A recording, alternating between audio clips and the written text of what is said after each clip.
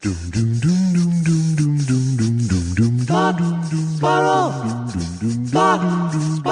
2 Jews, 2 mics, 2 hours, starting now. I can't. I'm sorry. Everything's good, but I can't hear you. It's going to be a rough one for Josh. It already is. It's going to be a rough one for Josh. He already had a day that started with. Now, I had actual scheduled tree trimming at my house. You had something completely different. I had Department of Water and Power tree trimming at my house. And were they abusive to you? Or am I mixing them up with, who are the border people? Next? Are they called Next or Nope? What if the Border Patrol was the name of his movie? Ice is Nope. You're thinking of Ice. Yes. Yeah, what if wouldn't it be funny if instead of Jimmy Peele's movie, it can't be Jimmy Peele, instead of Jordan Peele's movie, they changed the name of Ice to Nope? Wouldn't that be more? Okay, take it away. Wow, I have just... Are you floored? I fell off the wagon so far away from where you ended. I know. I apologize for that. But don't think it's because my mind isn't together. I mean, my mind isn't together. All right. But don't think it's the cause of that. Okay. How was your Thanksgiving? My Thanksgiving was pretty good. We were in San Diego and visiting Susan's sister, and I rented a premium car. I don't kid around. You know that, sure. Right? Why would you? And I only go to the best kind of places like Enterprise. All right. And what's premium at Enterprise on Van Nuys? That's the thing. That's not how they get you in the car biz, but that's kind of. I used to order a mid-size. I used to go with never compact, but then I realized no, you're not going to get a great car with. You're not going to get a decent car with. Premium car gives you the chance to get a decent car like a Nissan, but it's just a Nissan. What's a higher end? Not even a higher end. What's a good Nissan? Like a Maxima? Yes, thank you. Okay, so it's a Nissan Maxima. Would you call that premium? It's a nice car. It's a solid car. Yeah, it's a stretch in the premium scale, I would say. Do you know what the shoe? Unless there's something higher than premium, in which case it would fit right in. But if it's top of the mark, I'm not necessarily buying it as a premium. They should just have a solid category. Right. Well, I don't know what kind of shoes the Nissan Maximas or Sentimas. I have a Nissan Sentima. Huh. It's really. Wow. It's kind of like that's premium. That is kind of. It's very whiny. Sentima. It only starts when it wants to. And you will emerge tremfiant. Right. Okay, so I get there, and what they usually have. I'm not saying Enterprise. I'm not saying car. Here's what I'm saying. I wouldn't say that just renting stop telling cars. me what you're not saying. I wouldn't say renting cars is the most reputable business going these days. I mean, there's a lot of ways. Not that it's disreputable, but it's not straightforward. It's not straightforward is a good way. Right. Yeah. Yes. I shouldn't have said disreputable. No, I think being not straightforward is a symptom of disreputability. Right. It's why people don't like to rent cars or buy a used car. So they say, "Oh, everything I had was out." So they want to know whether I like a Ford Mustang. Sure, why not? So I said, "Sure, why not?" But here's where I was wrong. I remember. What? Is it the new special electric Mustang or is it the old? Oh, no. Yeah. It's not. Someone would want that one, right? Right. No, this is the lady told me that when I turned it in, that these are like mostly for show or something. Cars that people do sometimes like to rent to say, "Hey, I got a new Mustang." Mostly it's for class reunions. We rent this. And but because my mind doesn't work right, I thought Susan, when she was younger, she drove a Chevy Camaro, which she loved when she was younger. Yeah. And for some reason, I thought that it was like the Ford Mustang. I thought when I got home, she'd be thrilled. Well, she wasn't that unthrilled. All right. But she didn't. It was like the car like the car you always drive. I realized Chevrolet makes a Camaro. Ford makes a Mustang. Yes, correct. So it's a 5.0. Yeah, so that's a lot of engine. That's a lot of car.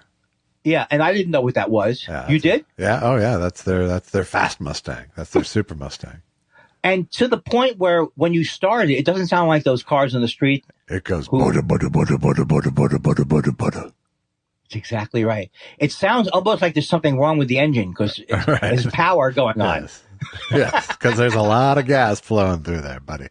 Yeah, because I think we got down to I think it was a half tank down and a half tank back. Yeah, which shouldn't be with a regular car now, right? No, 15-gallon car. Probably not. But did you take advantage of the 5.0 power? Well, here's the other thing. So I get home, I go because sometimes you don't get above 50 on that drive. What do you mean? I mean, oh, you're right. No, we had some. Mostly Susan drove anyway, so she was the one who was going to take advantage of it. It's the off the line power it gives you. Yes, which would be like in a dirt race. Don't comment on that. That's a dirt race.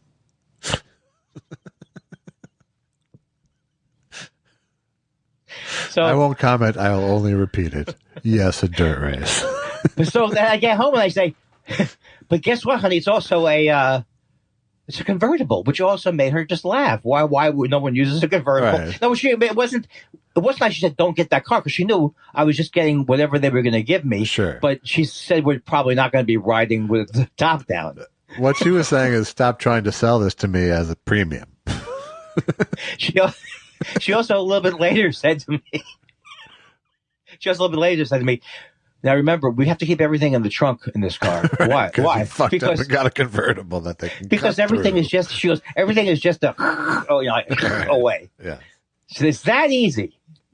I would think there would be some wire meshing underneath, but no, because you're looking for the extra premium if you want the Kevlar top. So we went there. Although I have to say, the trouble it takes to cut through the roof of a convertible is no more or less than the trouble it takes to bash a window. Yeah. Susan, in general, counsels me not to leave things of value. In fact, what happens if you own a convertible and someone breaks into your car through the window? Do you go, oh, you could have gone through the top? I need the windows. Well, and then, so here's what happened. Yeah. A couple of times we took the car out where three of us were there. Yeah. So I went to the back seat. Sure, There's no such thing, really. But still a perfect fit. What you're saying is exactly right. I'm a tiny man. Yes. But there's another thing, and I'm telling you this might not affect you. It makes your balls vibrate. Susan said she felt her seat heat up. Could that have been possible on the Ford Mustang? Could be a seat heater. Probably a seat heater. Right. In the premium one, yeah. They first told me that. Or just sheer power. It could have just been sheer power heating her seat. Well, the other thing is the guy said at first he thought it was a 6-cylinder. So he was a little disappointed. Oh, no, it's the bigger one. But he was a little disappointed. Why? Would the smaller one would have been more fun? Or would have been less gas guzzling? Gas guzzling, probably, yeah. Right. So I'm telling you, if you're over 50, don't buy a car like that, even if you're in the front seat. For some reason, at my age, it feels like, well, in the back seat, you can't. In the back seat, once you're in, you are almost like tilted downhill towards the, as if the car was on a hill. It's very hard to get in and out. Very hard to even adjust this. You're like in a sports car almost, like a racing car. Yeah. In terms of, I mean, not in terms of the amenities, but just everything is like it's like modeled to your. The only thing we didn't have, which would have been terrible. The guy who drives that car generally says, "I'm not here to make friends." But here's the thing: when we got into the hotel, everybody was the guys who were driving the cars, parking, they liked it. They thought it was fun. Sure. And when you open the door, they did a Ferris Bueller on you while you're inside. When you open the door, it projects an image of the Mustang on the ground. That part, even I said I would pay extra. I said, Susan says, that's not stock. That is not stock. That is premium, baby. So that's the only thing is like if it projects the horse on the ground. Yes. Wow. So cool. Wow. So cool. Wow. Here's the other thing, though, but I want a car. I'm not sure we'll ever buy a car anymore right now because it's the worst time to get one right now. Right. Or even it's not even a great time to get a lease. Whatever we have to do. But I want to get in a car eventually. I don't care if I'm 70. Where I go when I leave the car, it's not that much a different maneuver than it is from standing. I want something that's an easy standing, sitting situation. I want like this kind of like a Rolls Royce pivoting outward kind of a seat. Well, that sounds like is that what they do? I think they make that. Well, I definitely don't want one of those Batmobiles where the car doors go straight up into the air. You don't want a gull wing. No. I don't want a gull wing. I don't know what that is. That's the car. That's the doors that go straight up in the air. Yes. And so that was just me. I like a 2-seater. I like a small little zippy car. Right, but we couldn't. I don't necessarily like a small car. So give me an example of a car that I had that Audi. I had that Audi TT for several years. Oh, that sounds great. That was good for me. Yeah. But I didn't. I had the first one, and people didn't know what it was, and people wanted to talk about it, and that bothered me. Yeah, because you aren't. That's not your thing. No. But you knew what a 5.0 engine was. I mean, did, sure. I know. I listen. Yeah. I watch. Okay, your initial response to questions sometimes is enough. You don't have to go, yeah, because I have a brain. Yeah, because I'm capable of thought. You don't have to add that. Okay, all right. It's implied. No, it would be nice, gracious not to point it out. Okay. Every single time it happens. Fair point. Let one go. So anyway, we had Thanksgiving dinner at an Italian place called it was really fun. It was nice. It wasn't as expensive as all these other places were, and there was room, and we just happened to luck out. So it was like a 3-course. It was a 3-course bullshit. I hate Thanksgiving menus. I know, but this one was good. Yeah. No, you can get. It's not that the food is bad. I just hate the constraint. Well, yeah, but you're between a thing and a situation here because there's not so much. There's a lot of places are closed on Thanksgiving. No, they're either closed or doing Thanksgiving. It's pretty much how they roll. Right. That's how they get you. You're saying. Yeah. Like Bruce. But for a few years we tried going out on Thanksgiving. And you did? Yeah, with my in-laws and stuff, and it makes sense in it certainly made sense in the Josh doesn't have to work for 12 hours sort of way. Yes. But I didn't like it. I didn't enjoy it. It's never as much fun as a family thing. Here's the other thing is I'm over it. I mean, I didn't like Thanksgiving food as a kid.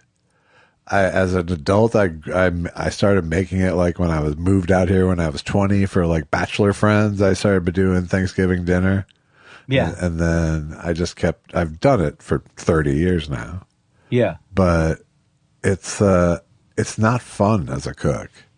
It's not, especially, it's like all of my recipes are pretty much in amber now, It's just remember. Why did you put them in amber? Just to keep them whole.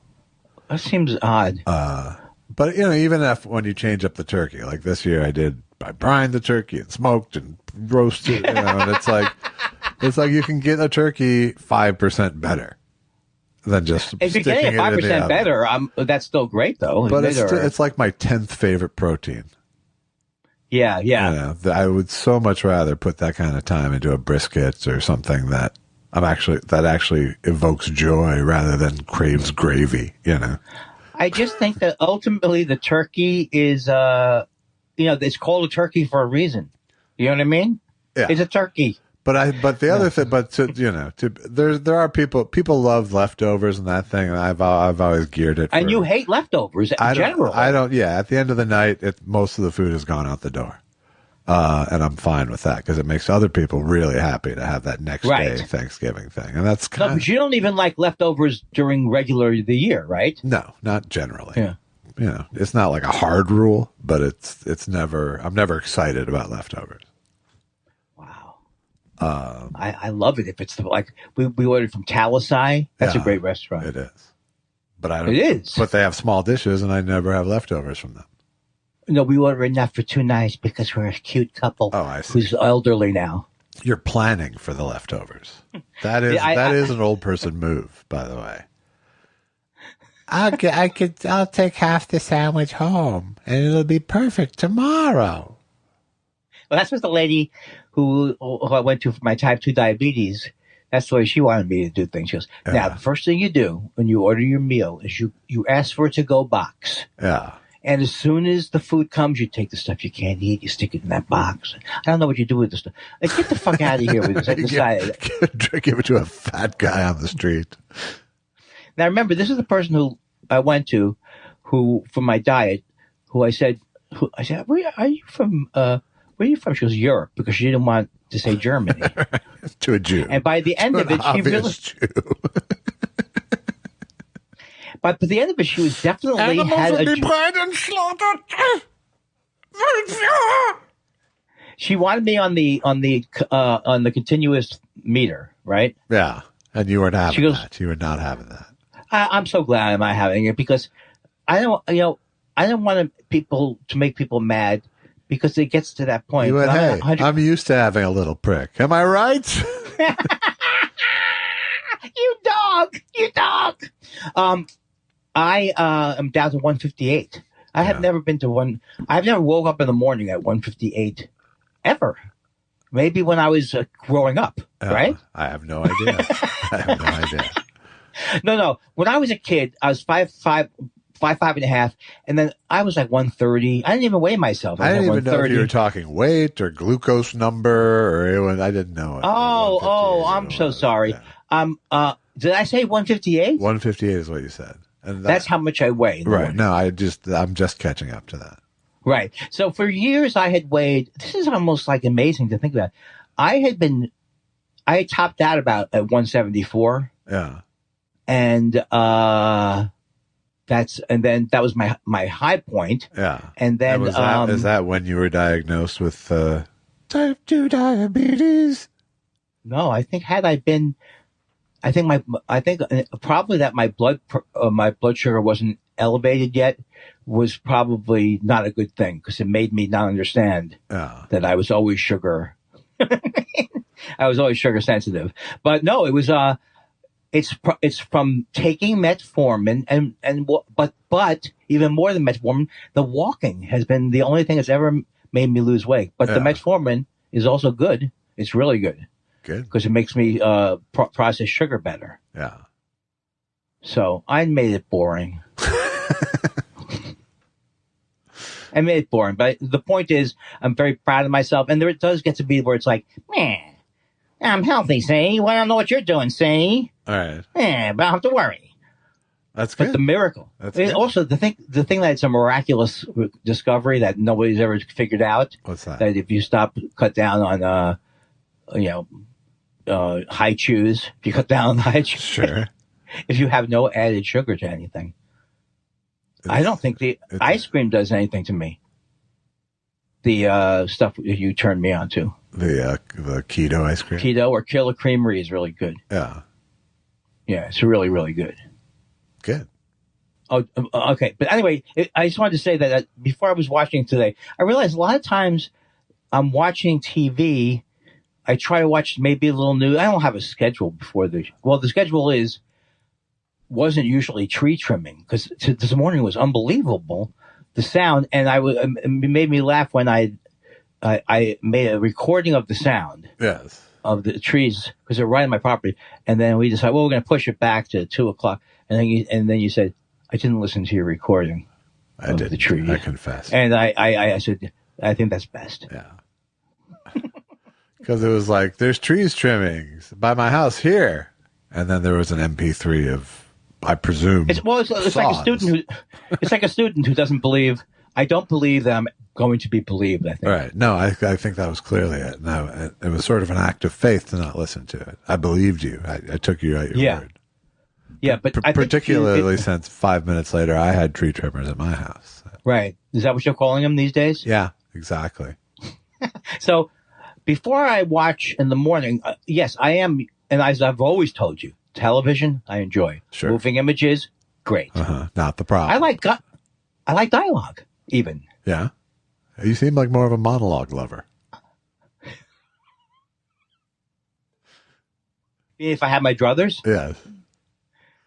But it's the commercials that get me on TV. Ow, it's not TV. Not TV. It's those commercials that get me. It's not TV. Not TV. It's those commercials that get me. So here's the commercial I had going in, which I find to be both sad and funny. The image of that, the medical, that people who advertise to old people, this is their image. There's a woman saying, I have my Medicare card. I have my Medicare card. Ethel, this is the time period where you change it. I made a phone call last year. I'm not making a phone call now. I'm trying to do your voice of the cotton candy lady. I guess so, yeah. But it's just like, to me, it's like, but I'm 65.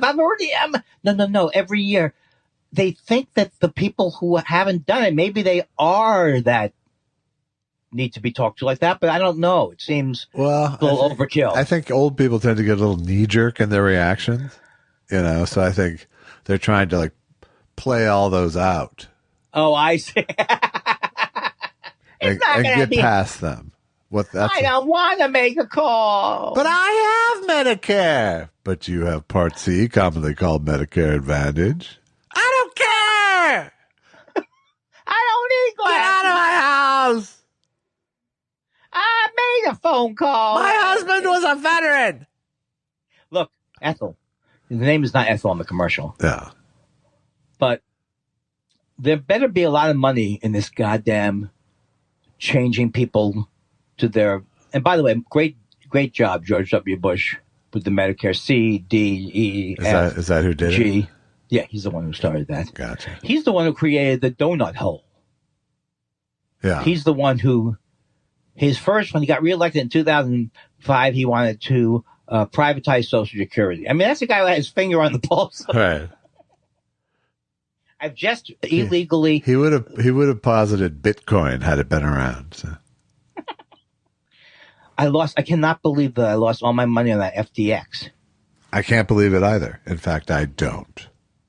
Did we talk about this, about the fact that someone had told me, I was listening to some podcast and I was listening to it, and the person just said, if you're someone who's that wasn't addressing me, but telling if you're someone who can endorse something, don't endorse these things. Talking about Larry David or whatever celebrity. Yeah. It was because you really are kind of like, this could go fucking south. Right. And sure enough, he's named in the lawsuits. Yes. Right. Oh, that's right. So I was very, not that it probably would have been a call I couldn't make on my own, but it was helpful to have heard someone, because you don't understand. Part of it is, I guess, people like Larry David. Did you turn down a crypto endorsement? No. We know there wasn't one offered. That's not the point. I'm a narcissist. All right. Okay. Narcissists don't.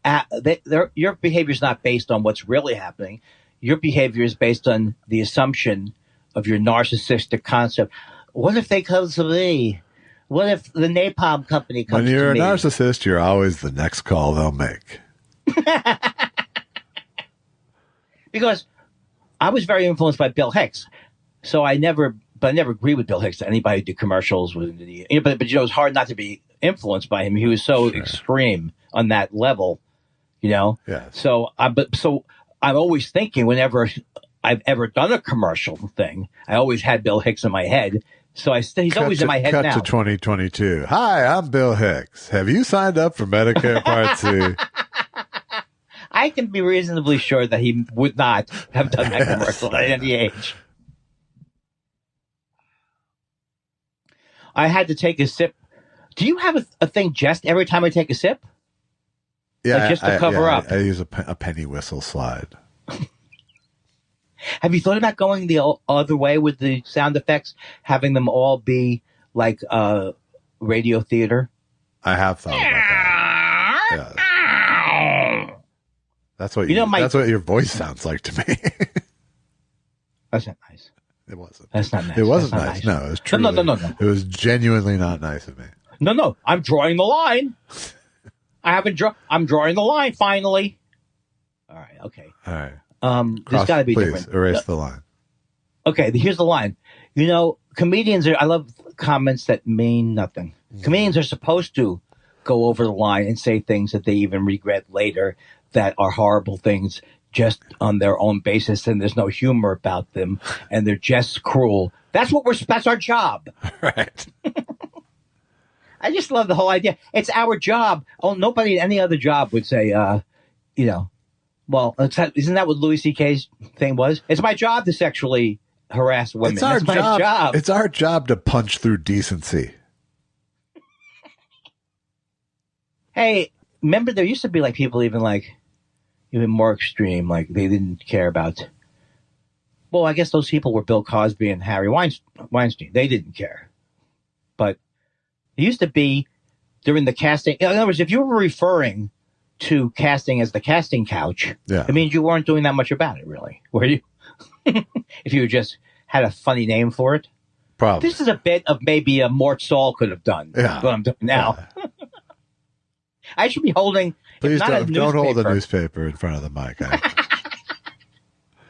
He is one of those guys I have to admit I haven't seen more than 4 minutes of. Mort Saul, yeah. Yeah. I don't even know what documentary that was made about him. I would watch one. Yeah. So would he. No, he is dead now, right? I don't think he is yet. Or maybe he just did.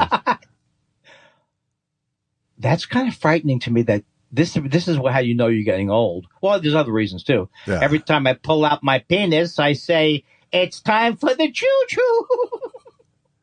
Oh, I thought you were going to say, another dead Jew. That's what happens to be the nickname for my penis. Is that wrong? That's what I was saying. The slightly less dead Jew. The difference between me and my penis is not dead inside. It's full of muscle fiber. Wow. Good one. That's not good one, because dead inside does not mean you can be dead inside and still have tissue and heart muscles. It's true. So it's an incorrect premise is what I would say. It fell apart before even reaching premise stage, I think. Boo, boo, boo. And now it's for everyone's favorite part of the show. Boo, boo, boo, boo, boo. Watching sports. Who watch sports and which teams did Andy and Josh root for? Who likes sports? It's time for sports. Hey, it's time for our sports like they do on Morning Joe. Yeah. Where Joe will make fun of, who's the other guy? Eddie? I have no idea. Who's the young kid? The young kid on Morning Joe. I've never watched Yes, you do, because he's also on the Today Show. No, he's on the Today Show. Neither. And then it's like, I think the old guy's gone. I don't see any Mike Barnacle. I have no idea. Mike Barnacle, he'd be Boston Red Sox fan. Hey, Mike, what are you going to do? How'd they do last night? So your Minnesota Vikings on Thanksgiving, I thought had lost, and then they came back and won. They did. And my That's Jets what they won. do, my Vikings. Except for when they don't. And now, is it Kirk? Who's your quarterback? No, Kirk Cousins was the L.A. Rams quarterback. No, Kirk Cousins is the Minnesota Vikings quarterback. Okay, so I have no facts then, because I thought this during the game yesterday. Who's the Rams guy who's out then? Matthew Stafford. Oh, okay, and the guy who's in is his name's not Dwight Perkins, but I hope I got Perkins right. I don't know. I'm crazy about football this year, which I know is boring. And I know you think it's boring. It is. No, but I mean, I'm crazy about it. We have a lot of great teams. I love Rick. But these Patrick players Mahomes. have the craziest names. These days? These days. I'm starting to get more into football lingo. And they go, I love when the color, what they used to call color man. Yeah. These days, you can't say color man. These days, white supremacy disguised as humor. How come white people can't have a club? You can't say color man. You have to say commentary American. Yes. How come there's these all black colleges? I don't have all white colleges. That's bullshit. Well, they weren't able to have. Shut up. They're historically white colleges. Yeah, I don't have historically white colleges. Wait a second. Wait a second. We do. This is a great bit. It's the guy who's like, he doesn't know what he's doing. Yes. I said that to Susan. I tweeted about this. I said to Susan, I got an idea for a show. It's about a fucked up old guy. And she said, that's already you. Yeah. This is the reason you told me a long time ago before we started the show. Whatever you do, don't try to recycle tweets as conversation points. I said, I would never do that. Yeah. Have you noticed these Yugo cars? You go slow. Is a Yugo made in Yugoslavia? It was, yes. Former Yugoslavia. And what's that called now? It's the Servo Crow now. It's harder now, right? To have a Yugo now, because the new name would be. Yes. I was thinking about those days, the simpler days of. My good friend Craig Smith owned a Yugo. He what? He owned a Yugo. Did he do any jokes? Awful car. It was bad, right? Terrible car. Do you know I had a Fiat? And you know what that's? Fix it again, Tony. Wow. Delta. Don't ever leave the airport. The hardest part I find about driving a Fiat is finding a mechanic named Tony. I can't actually put my finger on a Fiat. Some of them were like manual transmissions, but I can't get a read on what they looked like.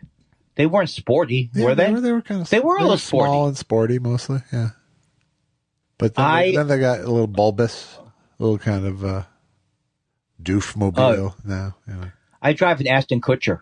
You get it? You get the joke? Just tell me if you get the joke. I've been punked. Susan last night must have been having trouble sleeping because she put on the Steve Apples. Steve, have you seen that movie where Ashton Kutcher plays Steve Apples?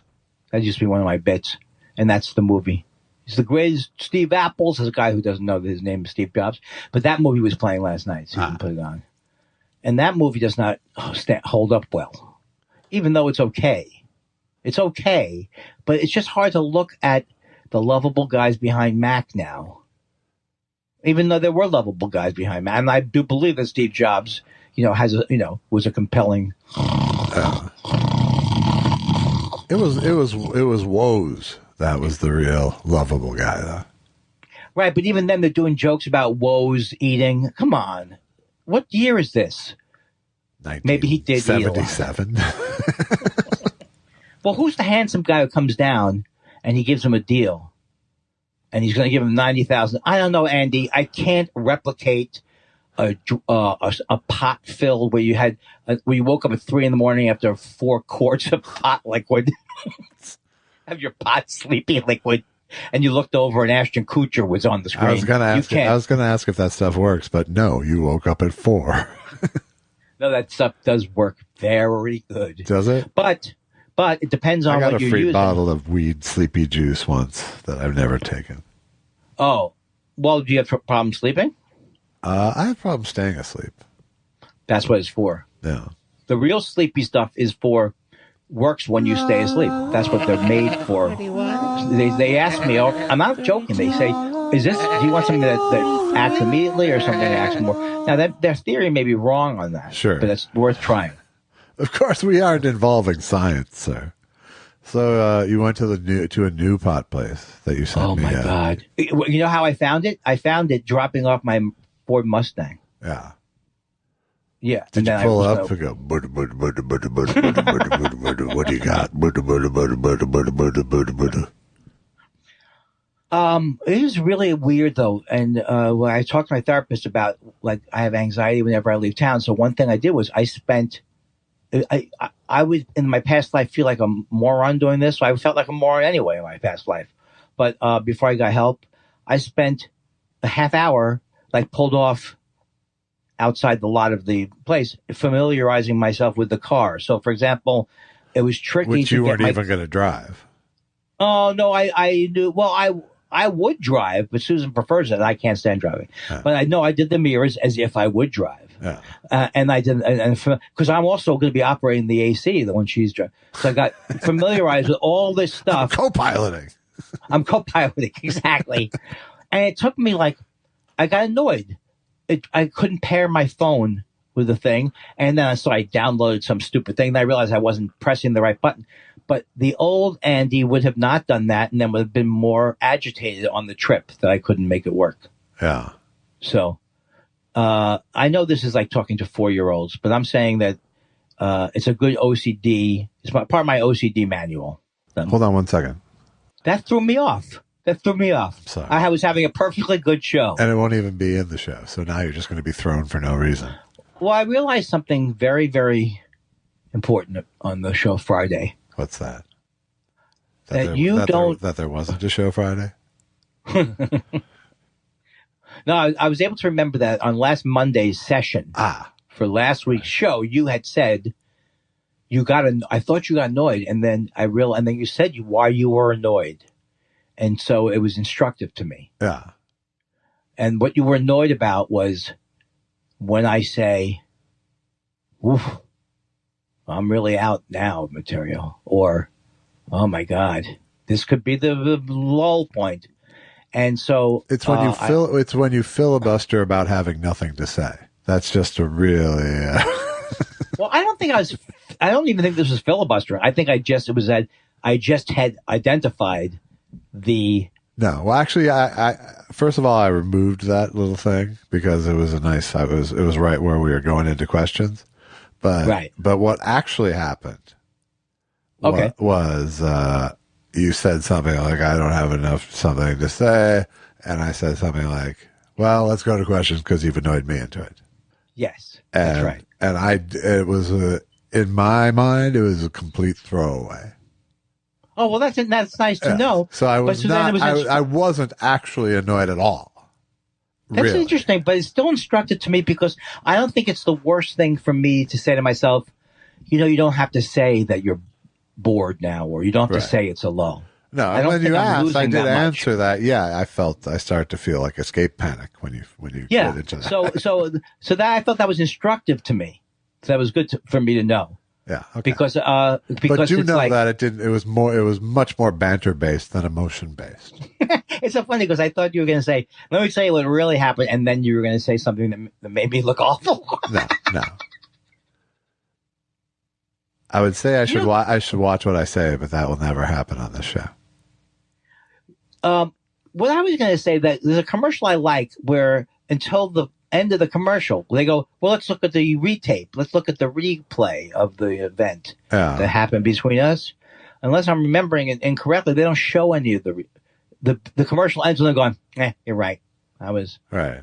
No, it's better that they don't. You think it's funnier? Yeah. No, because there was one good one where it's like they throw the replay flag. It's like a couple's arguing, right? And they throw a replay flag. And like the one I saw was, you didn't pack the life jackets.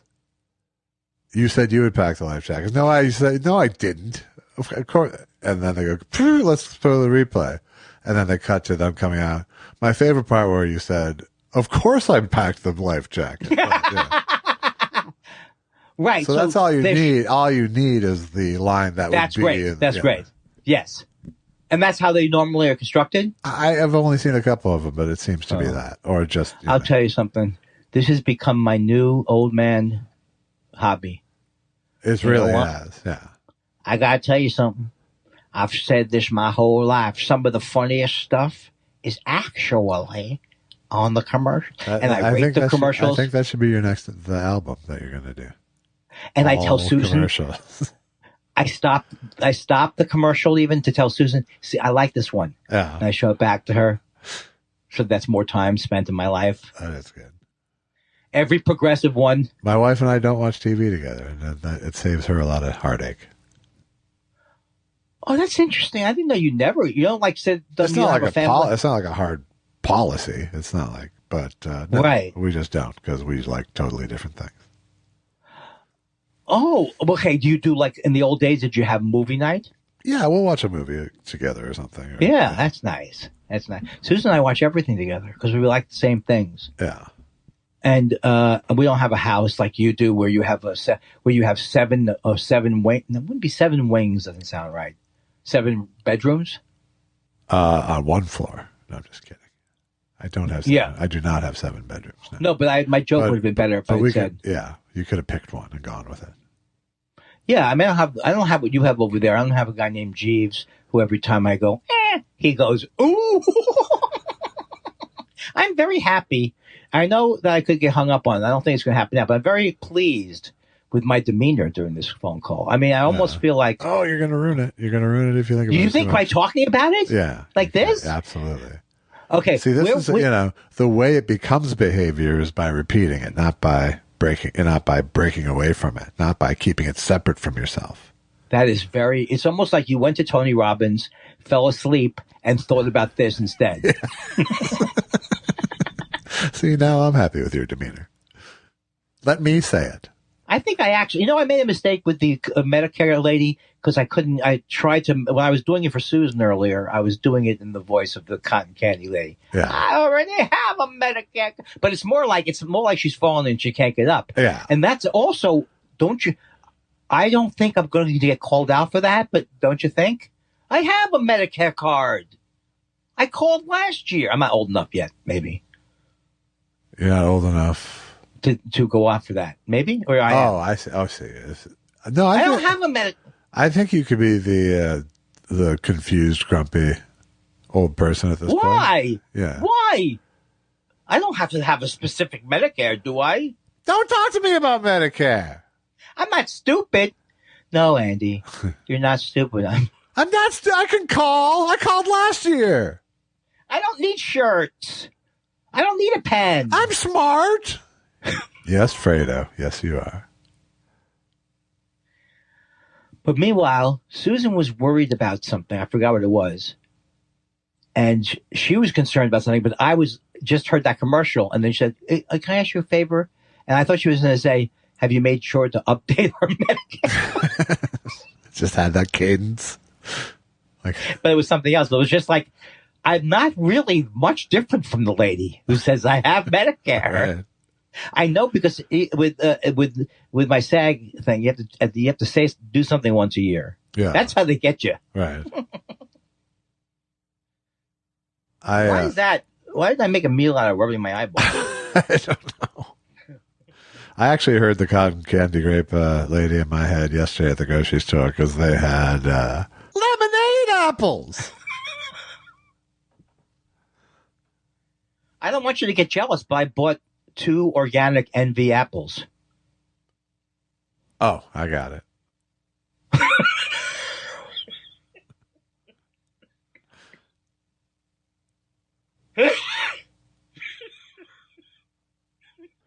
Oh, that was nice. That was fun. I spent a great deal of time watching The West Wing over the weekend. You're starting from the beginning? I didn't start from the beginning because there was a headline news, oddly enough, had a huge, long, constant West Wing marathon this week. So just whenever it started, it started, but it didn't start from the beginning. It did start from they started from the beginning, right? And they stopped when Sorkin left. They didn't go all the way through. But I watched a lot, and I still have a very, very warm spot for that show. I really do. Wow! And Does it change? It reminded me of like why I actually had affection for Sorkin. And why I actually feel disappointment each time. But yeah, no, I mean, there's some really great episodes. It's amazing that it was 20 years ago. It doesn't feel 20 years old. I mean, there's certainly things that you wouldn't do anymore. And, there's, casual sexism that would make a character more of a villain now if they said it than just, cute. But there's some episodes that are just so fucking smart and sharp and, yeah, so that's what you say you'd like about him is that he was able to capture. Because I don't know what he captured. I mean, he captured, as far as I'm concerned, he captured a fantasy world of the White House. I never thought, that's what the White House feels like. Right. It was the way his fantasy. The hecticness of it, perhaps, is what it feels like. But, yes, but I don't feel like that's the cadence of it. But what I do feel like is that was the world in which his fantasy of the way people talk fit very well. Yes. Yes. And you want, it's aspirational as a viewer that there's people that smart, in the White House. And why did he leave the show? Because of the cocaine and things, or? I think I'm not accusing him of doing. I think he said he's done cocaine. No, he was doing tons of drugs while doing that show. Yeah. Absolutely. And I think there was a certain point where the network, it was grinding the production to a halt. Yeah. Where you're fine until you get to the point where the production is waiting for you. Right. And that, unfortunately, there's not a lot. There's some very positive, I continued to do cocaine and it worked out. But usually there's not. Yeah, but I don't think, he wrote through 5 seasons or 4 seasons, whatever he did. I think 5. I think he was probably ready to leave at that point too. Was he forced out though, or we don't know? I don't know exactly. But did the show change? You didn't watch it after that? I did watch after that. Yeah, the show changed highly noticeably. Wow. Because how many was it? 8 years total or 10 years? I think it was 7 total. Oh. I think there was 2 years after he left, maybe 3. It's sad to think that I don't want people to think that we have to have an unpleasant environment for there to be good work. Yeah. Well, and I don't think it was an unpleasant environment on the set there, I think. Oh, it wasn't? Okay. No, I think maybe it was. It wasn't like he was a tyrant. I think it was more just he was locked in a room writing. Right. And people were waiting for pages. Yeah. Because there's a whole production that depends on what comes on those pages, Yeah, it's from my own experiences with cocaine, which were not as much as Aaron Sorkin. I don't think it was just cocaine either. I think he did a wide variety of drugs. Oh, okay. So right. Okay. I can even relate to that. I can relate to the fact that I there. But it could have been as simple as he wanted a new deal, and they didn't want to give it to him. Right. But his ego probably wasn't as much. I mean, his out of control ego and his inability to kind of, like when he talks about Lucy and Ricky, and he talks about it just like he would be talking about some of his greatest work, to me, means that he probably didn't have his ego really kind of maybe went more out of control. That's how I like to see it. Well, I mean, it's egotistical to make a production wait for you. Yeah. But he was also doing good work that everyone was proud of on the show, I think. Well, here's my theory, which may not hold any water at all, is what makes someone who's very, very good not be very, very good. So my theory is that their tremendous ego does play a role in that you begin to believe your own press, and then it's hard to even capture the same creative process you had before. I don't know if it's that Shakespearean, really. I don't think it's that necessarily... because he's been tremendously successful, first of all. Right, but there's some horrible shows in there. It's like for sure, but mistakes were made. Yeah, well, and I don't think everyone would be necessarily eager to give him another series like that. But series aren't like that anymore anyway. It was weird watching a 22 episode series. Yeah. But I didn't like the one with what's his name as the anchor. No, the newsroom was bad. Studio 60 was bad, and because he just applied exactly the same formula, and everything to those shows, and Yeah. Well, it makes me wonder, like, if sounds like a show I would like, but I don't think it's maybe too late for me to go back. I don't think Susan never liked the way it looked for the same reasons. I don't think the White House was that well lit, that kind of thing. Yeah. Where all of a sudden there's dramatic lighting in all of these different, and they're walking through terrariums. Yeah. But neither one of us saw the show, so it just didn't look like... It was knee-jerk. It was a knee-jerk thing, absolutely. But I don't know if you can go back after all this time and after not liking it. I have no idea, because, it's a show that it's one of those shows that I was happy when it was running in syndication or whatever, or on Bravo or whatever. I was happy to just sort of have it on a lot. So I just know, it's like comfort food to me. It isn't... right. I would like to have comfort food. It's like putting music on, basically. I would like to have comfort food like that. But the other problem is that even with the shows that I love, like if I watch too much Bob Newhart, I can't watch it anymore. But now I have been happily going back to like Bob Newhart and things and Odd Couple and seeing things I hadn't seen before or seen maybe only once. That is a joy. Yeah. Now, when you see them, or don't remember them, either way, it's fun. It's good too. There was on our channel, the Decades channel. There was a Dean Martin roast marathon on Thanksgiving. Oh, was that a joy? It wasn't. It was a joy for a little bit, and then it got very tiresome because it was all the same joke writers you could feel, and it was like how many fucking Dolly Parton jokes, you know? And it made me think. It's like, you know, as a kid in the 70s, I knew about Dolly Parton's breasts before I knew who Dolly Parton was. Like by years. Yeah. You probably knew about Funkin' Wagnall's porch before you knew. You know, you knew the references. Here comes the judge. Oh, I went too far afield with that example. But it was literally, I mean, it was like literally a whole decade of jokes about her tits. Like no one came along and replaced her. Was she on the panel? No, no, it was just a generic joke for she was just such a totem for tits in the 70s, and every fucking joke it was like a total default. Well, it also tells you to be careful when you declare golden ages of comedy. Yes. Well, and each episode of the roast has disclaimers of this was filmed in the 1970s and certain racial blah, blah, blah. You know, that's like, so funny. Because, you know, otherwise it seems crazy. It seems absolutely crazy. Is the black guy laughing? I don't know if he's laughing. Why is he asking him if the...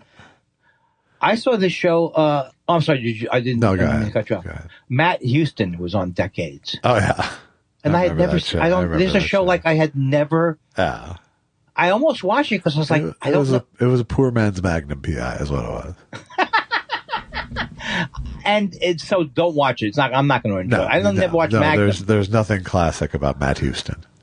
It's just amazing because I pride myself on knowing everything. No, that was like 80s primetime Sunday night kind of, you know. I think that was when I was living my life.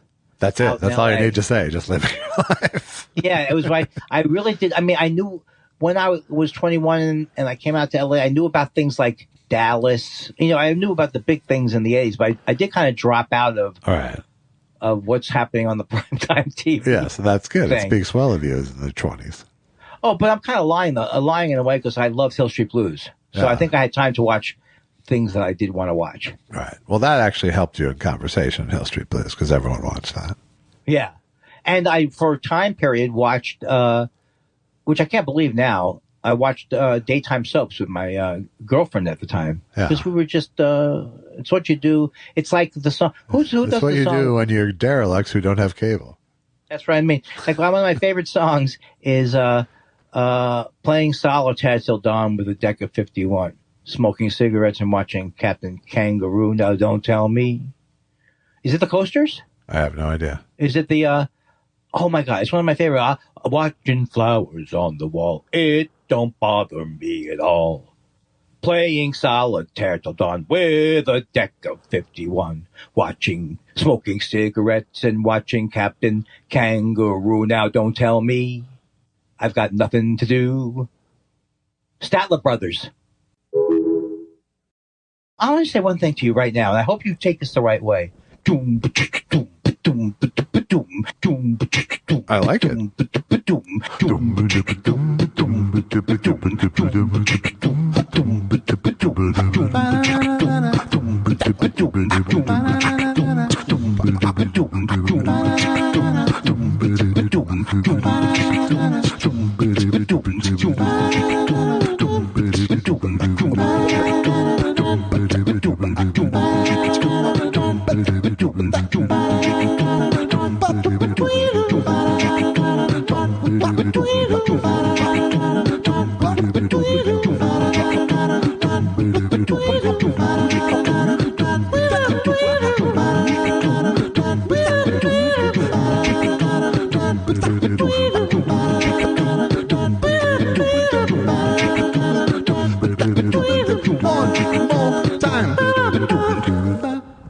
How are you today? I'm well. How are you? Very good. Excellent. Hey, you know what? It's good to see you. It's good to see you. Right back at you, friend. What am I one sentence away from saying when you hear this? 65 degrees here. Oh, it still makes my heart sing like a organ of the body that could sing. It's spritzing in the valley, but it's 65 degrees. I love the rain. And I wrote this down last night. And I really thought you were saying I wrote this song. I did write the song. Okay. I did. You ready? Sure. I love a drizzly night. I love a drizzly night. I love a drizzly night. That's all I got so far. That's all you got? Just it's a takeoff on I love a rainy night. Eddie Rabbit, ladies and gentlemen. Now, when a lot of people say, rainy night. I love to hear the lightning and the thunder when it lights up the sky. You know what makes me feel good? Yes. Is that the words to that? That is the words. It's going to be a hard. It's similar to that. Right. Well, they're all similar to. It's going to be a heartbreak tonight. And they're all similar to. It's heartache, by the way. There's also, everything is one beat away from not fade away. Boom, boom, boom, boom, boom, boom, boom, boom. Every beat will deteriorate into that if you allow it. We never checked to see if my sound, it looked good. No, I checked. I just did it quietly. You look, this is great. I have a whole system here. You're like a full screen. Wow. You know what I mean? No, I don't. Neither do I. Hey, look, this is not the way the rest of today is going to go, if that's what you think. It's not. It's not. No. Because I have some important letter. Do you know what's happening this weekend, by the way? Okay, should I know? I don't know. Is it national or is it local? It's national. It's the Spiral Bowl on Sunday. Really? Yes. Why? I'm so glad I'm not going to ever be asked to be on a game show. It's Jets versus Vikings on Sunday. But where do you watch it? You watch it on CBS, and no, it's not. No, it's broadcast locally. I already DVR'd. How do you know? You're saying that because on Sunday there's a little thing called the internet and a program grid, my friend. Between the two of them, you can find out if something's on. Because I usually get screwed. They think that we want to see Las Vegas here. Sure. It was better when we had no teams instead of two teams. I know, because we could at least get a. Well, I guess the Chargers are okay. Says who? I don't know. I really don't know about that. Here's the thing that's nice about being with me. Please tell me. The doctor says that's the way I should look at it. Every minute's like a new thing. It's like a new world to me. A new opportunity. Yes, because I don't remember anything from the past. Oh, that's nice. Including 3 seconds ago. That's great. And the doctor... Let me tell you about your parents, Andy. The doctors, when I go in there and I ask them about, what is it called? It's not called when you lose your mind. It's not so much a word as it is a sound. Dementia. Ah. And I always told you years ago, I said, whatever you do, don't let this show devolve into me doing dementia jokes. And what happened? It's not about you knowing where your keys are, Andy. It's about knowing what the word dementia is. I hate that example now. That was one of the early examples that people told me to dissuade my... You know why? Because it was on West Wing. Oh, that's right. Yeah. No, I don't know that that's right. Yeah, that's why. But that was a plot line? Well, one of the characters' fathers was going into that last sunset, and that was what the doctor said. See, if you're looking at your keys and you go, I don't know where my car is, that's one thing. That's right. But if you're eating your keys... Right. Why are these jokes... That's an extreme example. These jokes are not ultimately funny. Right. Because they result in death. It's not because of the overtones. It's because you just haven't chosen funny things to say. I think it's the subject matter.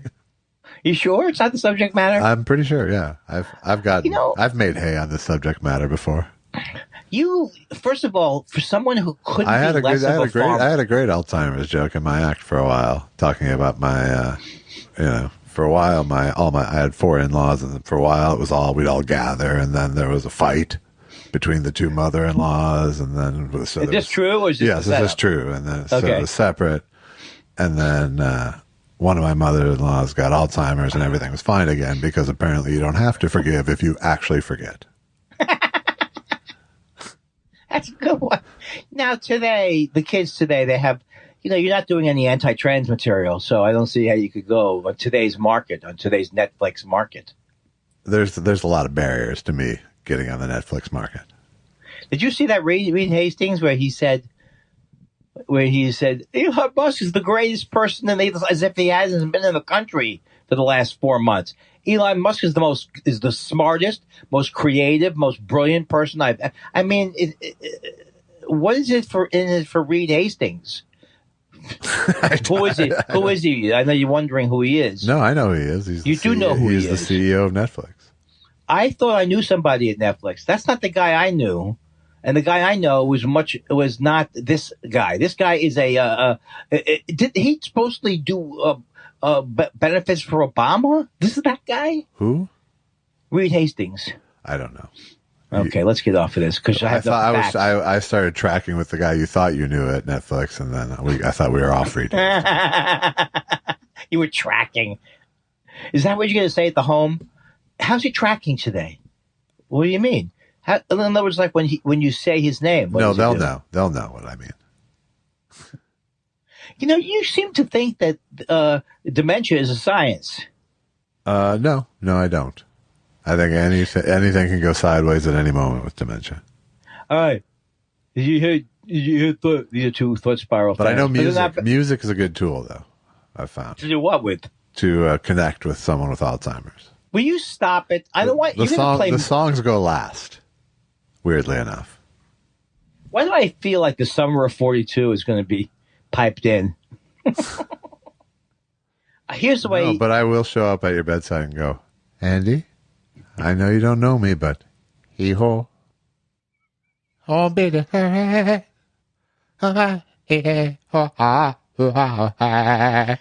a small smile came over Andy's face. Hee-ho. Things will be better.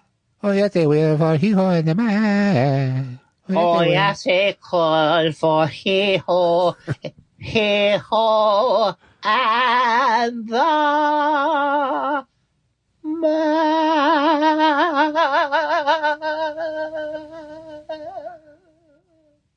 Good night, sweet prince.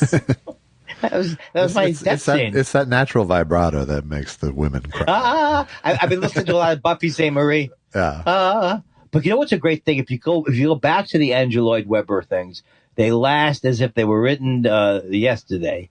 This week when the music of the night. He has a thing about the mummy. No, maybe he doesn't have a thing about the mummy. He's got a thing about he's got the phantom it's the phantom of the opera. The love theme from the mummy.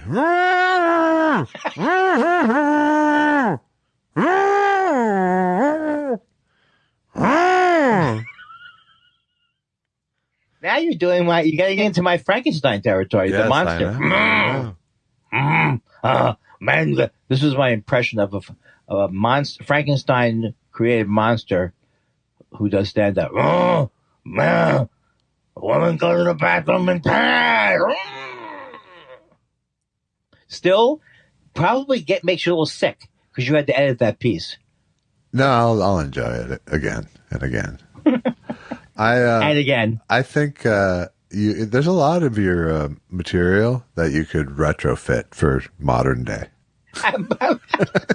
That's about. How did you know that's about all I think about? What could I replace women go to the bathroom in pairs with?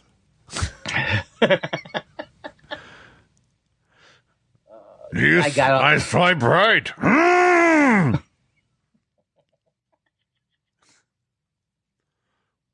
I used to like to do this one though. Hey, woman in the bathroom, leave a seat up. What is it? I still am fascinated.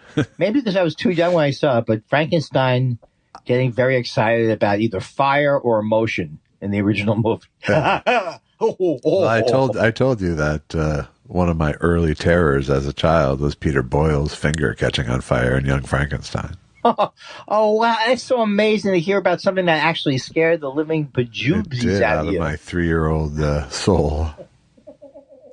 Now you would get the same reaction to Spaceballs, but for different reasons. Correct. Do you know, I hear Gilbert Gottfried's voice on something that's, oh God, this is the worst. I had a thread of it going in. Yeah. Willow. Was he in the original Willow? I don't think he was. Oh, okay, because I thought I heard him. Is there a new Willow? There is a new Willow. And there's also several singers and artists who are named Willow. I know that seems to be a fact because I've mixed them up already. All right. Which Willow is that? I don't know any of them, but I'll roll with this premise. Is it a remake of Willow? It's a extrapolation of Willow, I believe. I think it's a series now. Hey, did I ever tell you what show business was for me? A series of disappointments. Wow. Oh, hey, I got that series, Josh. Yeah, of disappointments. I swear to God, I think I would have been an earlier version of Chef Blowhardy would have been me back in the early days of vaudeville, telling you what the rules were. I lost whatever I was saying. Wow.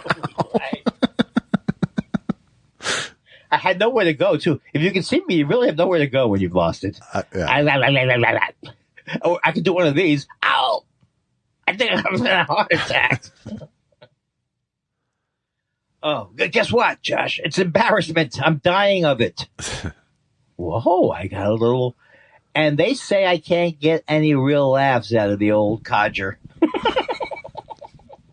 I'm not the old codger. No, you're not the old codger. I guess I'm the old codger in this equation. Well, the only problem with you, the only problem with the longevity of you going after me for age is that you'll be older too, right? Yeah. I'm a metacocker right now, I think. Is that someone who's like a high up at Facebook? Yes, it's one step below altacocker.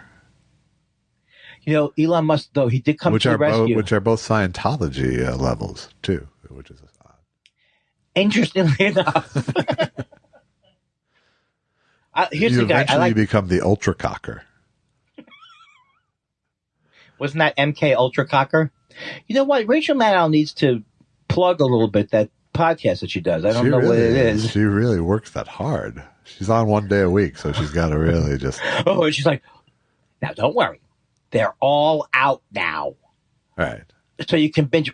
Can you imagine? I couldn't live for 1 minute thinking that people thought I was in demand. You know? Okay, everybody, don't worry. The album that I put off for 17 years, it's coming out Friday. I'm so excited because of the big push I'm getting from Spotify. All right. Did you have you listened to Rachel Maddow's Ultra? No, it's something that I think I would enjoy because I got that book. There's Nazis involved, so you'll like it. Yes, and the book that I was all gaga about, one of those books that I read 3 pages on, was Nazis in America, Hitler in America, and that's all it took for me to buy. I'll buy it again. I can read those 3 pages over and over. Yeah, because one of them's like Hitler, Madison Square Garden. He opens up for the Globetrotters. Right. A dark day. No, it's extremely funny. Oh, they gonna? Oh no, they didn't. They didn't round up Hitler. They threw paper on. They did Sweet Berlin Brown. I have to admit, and I love that song, but I did get to. No, they did. I'm sorry, I have to go back. Let me come back. Let me try that again. They did. Okay. They did Sweet Georgia Brown Shirt.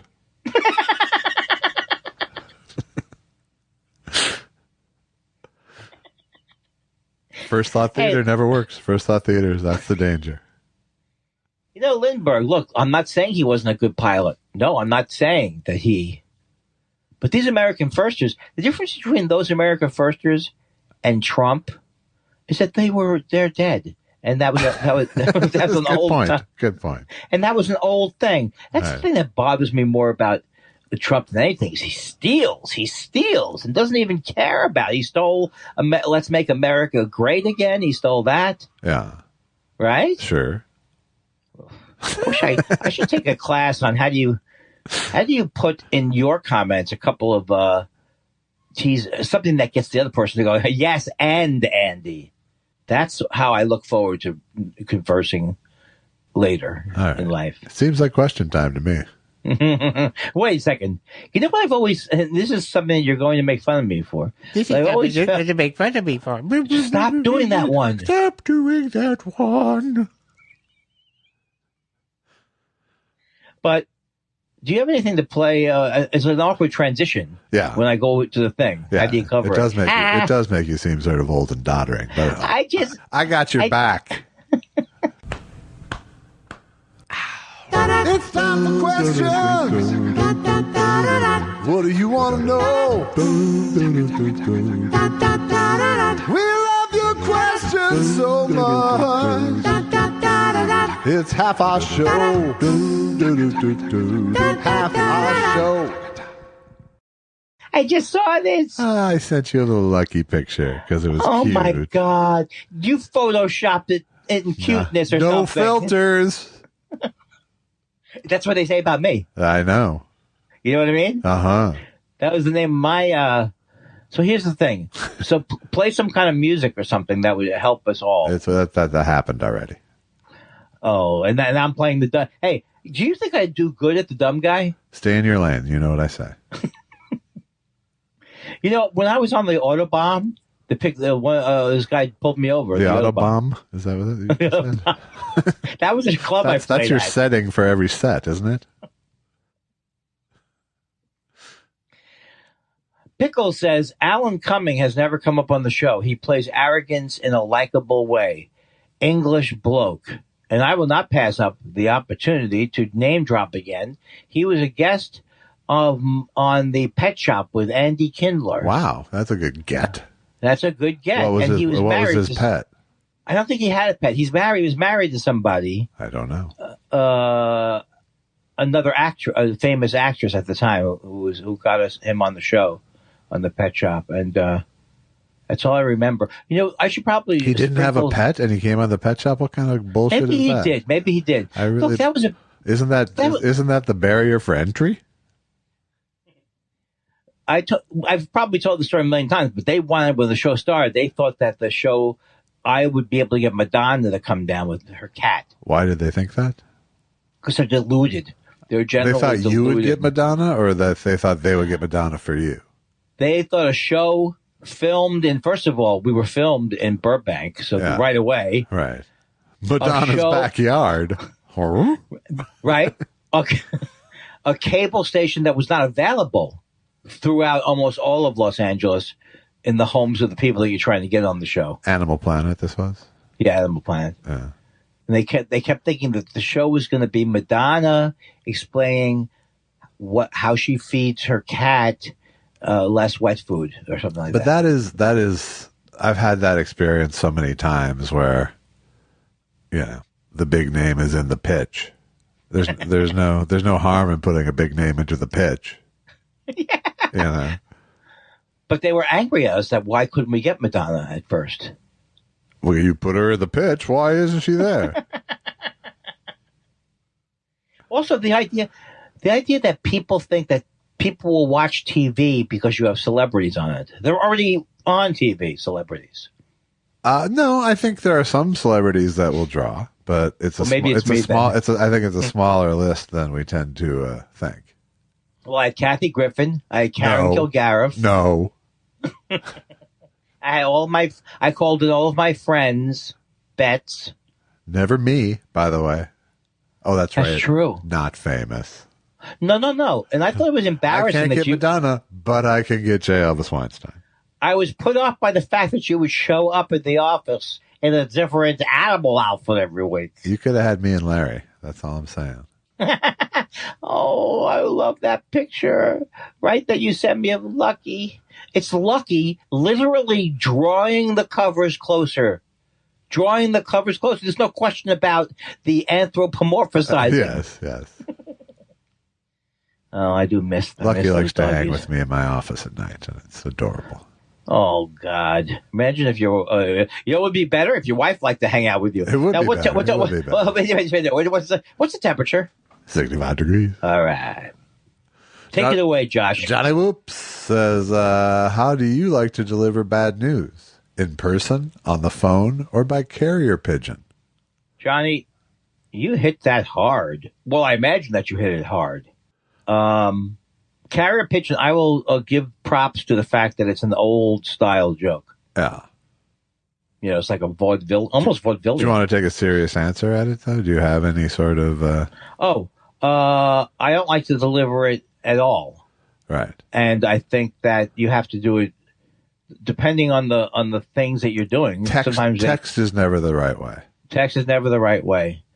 I found out, I texted my mother, and she didn't even have texting when my father died. And I said, Joan, stop. It's so funny to me that I knew it wasn't that funny what I was doing, but it still delighted me. Well, I like that you get delighted by half a joke and then figure you're done. You knew what I was doing with it. It's just like if people either get the joke that my mother turned to me at my father's funeral and said, Andy, I have to. But you? To me, everyone should be familiar with the joke that that's based on. Right. Hence, the lack of any momentum in my quote, unquote career. Right. Seth Dick the Third. Oh. How do you like to deliver bad news, Like Josh? I said, never by text is the only way I can. Oh, okay. You have some. Otherwise, it's situational. You know, you can't always get on a plane. That's true. I'll never forget the time. Okay, I was going to do one joke about stop. Your father's dead. Stop. Stop it. Seth Dick the Third, who still has the greatest profile pic in the biz. Andy, you were never on The Nanny. Am I going to have to fight this guy? We're going to go through all the shows you were never on, actually. This is too bad because you'd be perfect. The episode that is on now has Whoopi and Ray Charles. Let me tell you something. I may disagree with people about many things, but I think we could all say the nanny, the fanny was the word, wasn't a laugh on that show. Mr. B. Does this happen with Mr. B? No, that was Hazel, I'm pretty sure. Her and Spinal Tap, one of the greatest performances of all time. She's our union. She's our union president now. I love Fred Drescher, but I didn't like the nanny. Drescher, you brought her. Stop it, Josh. Stop it. We have to get through the questions. Stop it. The nanny was not. I know, but here's where am I going to die on this? What do they say when you die in a hill? That the nanny sucked. Yeah. No, you don't need to. And isn't there a guy in The Nanny who's like British? Oh, Nanny, you've messed it up again. Yes. It was like having Mr. French, but as the boss. It was really...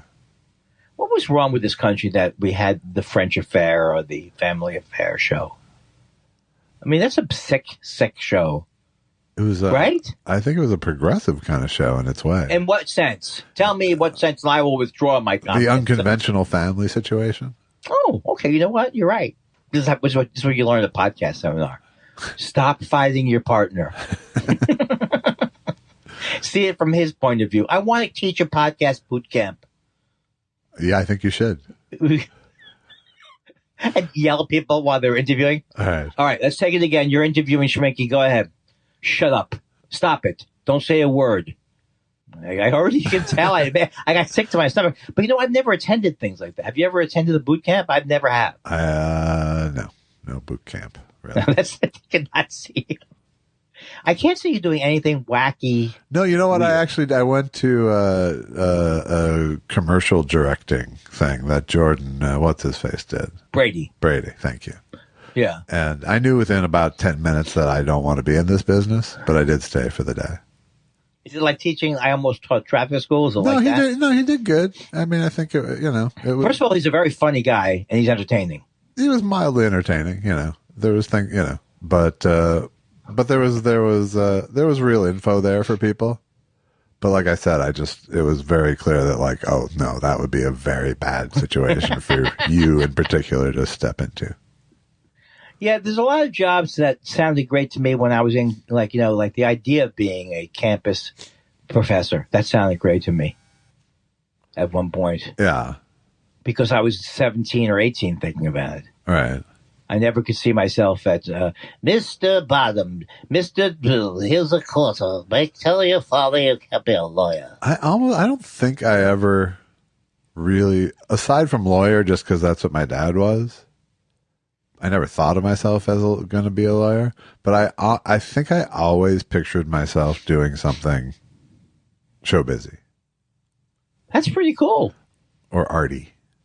Yeah, but you see, I thought but I wasn't like a showbiz kid, I wasn't, I was just like doing my own thing and trying, jumping around from art form to art form, trying to find my thing constantly, which I still do as an adult. But, but are you saying that? Why am I laughing like someone who's been red pilled? I don't know. It almost felt like you were connected to the conversation there for a second, but thanks for backing off. Okay. I'm sick. First of all, would you stop the letters to me complaining? I mean, it's snail mail. Can't you email me a complaint? They say I said I don't do bad news by text. Hey, you know what? What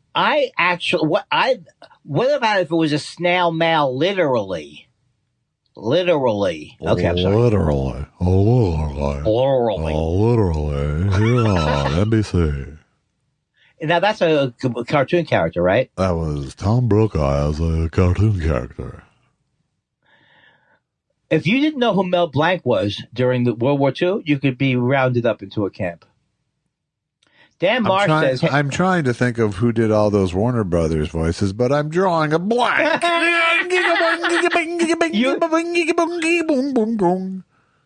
You're killing at the animated convention. Dan Marsh says, "Hey guy, this is the way I'm going to be reading letters from now on." Is this the voice of Dan Marsh, or are you just your character, just your general? Actually, Dan has a look on where he's smiling that could be that voice. No, it's more like a DJ guy. I only do one voice. All right. Hey guys, what was the first? Dan Marsh says, "Hey guys, what was the first cell phone, first computer, and first gaming system you owned?" Whoa! Andy's still waiting for his first gaming system, I think. That's actually true. I've never had a gaming. You never even had an Atari or anything like that? No, because I'm too old. I'm too old for that. You weren't too old for that. But well, you wanted me to get Madden? I'm sorry, I was playing with an electric football game. The kids today, they don't know the pleasure. What was your first cell phone, Andy? Let's get through this. Come on. A flippy thing. Motorola? Yeah, it was a Motorola. My first computer was a black and white laptop from Apple. Trackball? Or no, I think it was oh my God, no, I think it was mousy. There was a time period where I used a mouse. Yeah. Didn't everyone at some point? Well, not on the laptops. They all had their own way of controlling the cursor. But you could probably do an external mouse. It was a mouse. I think I moused it. Yeah. So how about you? Oh, wait, did I do the last? Yeah. My first computer was a Macintosh Plus. Ooh. My first gaming system was actually a Pong system that played Pong and hockey, which was just Pong with a smaller goal. And you paid individually for that? Huh? You paid individually for that back then, right? It wasn't part of a gaming system. No, it was a home game system. Yeah. That you hooked up to your television. That just gave you that. Yes. And the knobs were connected to this console, so you had to sit very close. And then my first cell phone was the Motorola Flip Brick back in like 93 or 4. It's a long 94. time ago when you think about it. It's longer than if you had to have me guess on a quiz show, I would have said later in the... Oh, shut up. No, I think it is the 90s. I guess I think about it that way. But the computers are confusing to me, too. Like, when did you have your computer? When did you have I used to haul around my Mac Plus with the 40 megabyte external hard drive to all my gigs in this big bag. What were you doing with it? Oh, just riding on the road? I was riding. Yeah. Oh my God. And now I remember my first I sold video recorders and things like that at one of the stereo store jobs I had. So I bought my first video recorder was a separate camera, and it was attached to a shoulder strap and a battery. It's attached to a battery. Nice. That lasted 3 seconds. Right. It wasn't good quality. That I remembered, Josh. Tweet. You say it. Tweet. Hoo. That guy says, "Hey, Harry Nielsen, if the plane you're flying in to go where the weather suits your clothes is skipping over the ocean like a stone, you got worse problems than wardrobe. Am I right?" That's a good point, but I don't think he wrote that song. I'm the guy who goes, the monster is the monster. Yes. Doing that one. Yes. I thought he had written that song. The thing about Harry Nielsen was he had the greatest voice. Thank you. I'm a genius. And be back for more insights into artists with Andy Kindler. Don't kid yourself. Elvis could also dance. Are you going to go with this one? Yeah, I guess I'll do it. All right. First of all, my new thing is, like an old man, I have to look it up and down. Yeah. What's this? Dylan Thomas, I can't believe it. He says, comic recommendation for Andy after last week's discussion of Quakerism. Well, I can't talk today. Dash, these are hard words for someone who can't talk today. Do you want me to try? Dash, you do it. All right. Dylan Thomas says, comic recommendation for Andy after last week's discussion of Quakerism. Dash Shaw's Discipline is a beautifully drawn book inspired by Quakers' reaction to the Civil War and the tension between support of abolition and commitment to nonviolence. So he's recommending Discipline by Dash Shaw, a graphic novel, it appears.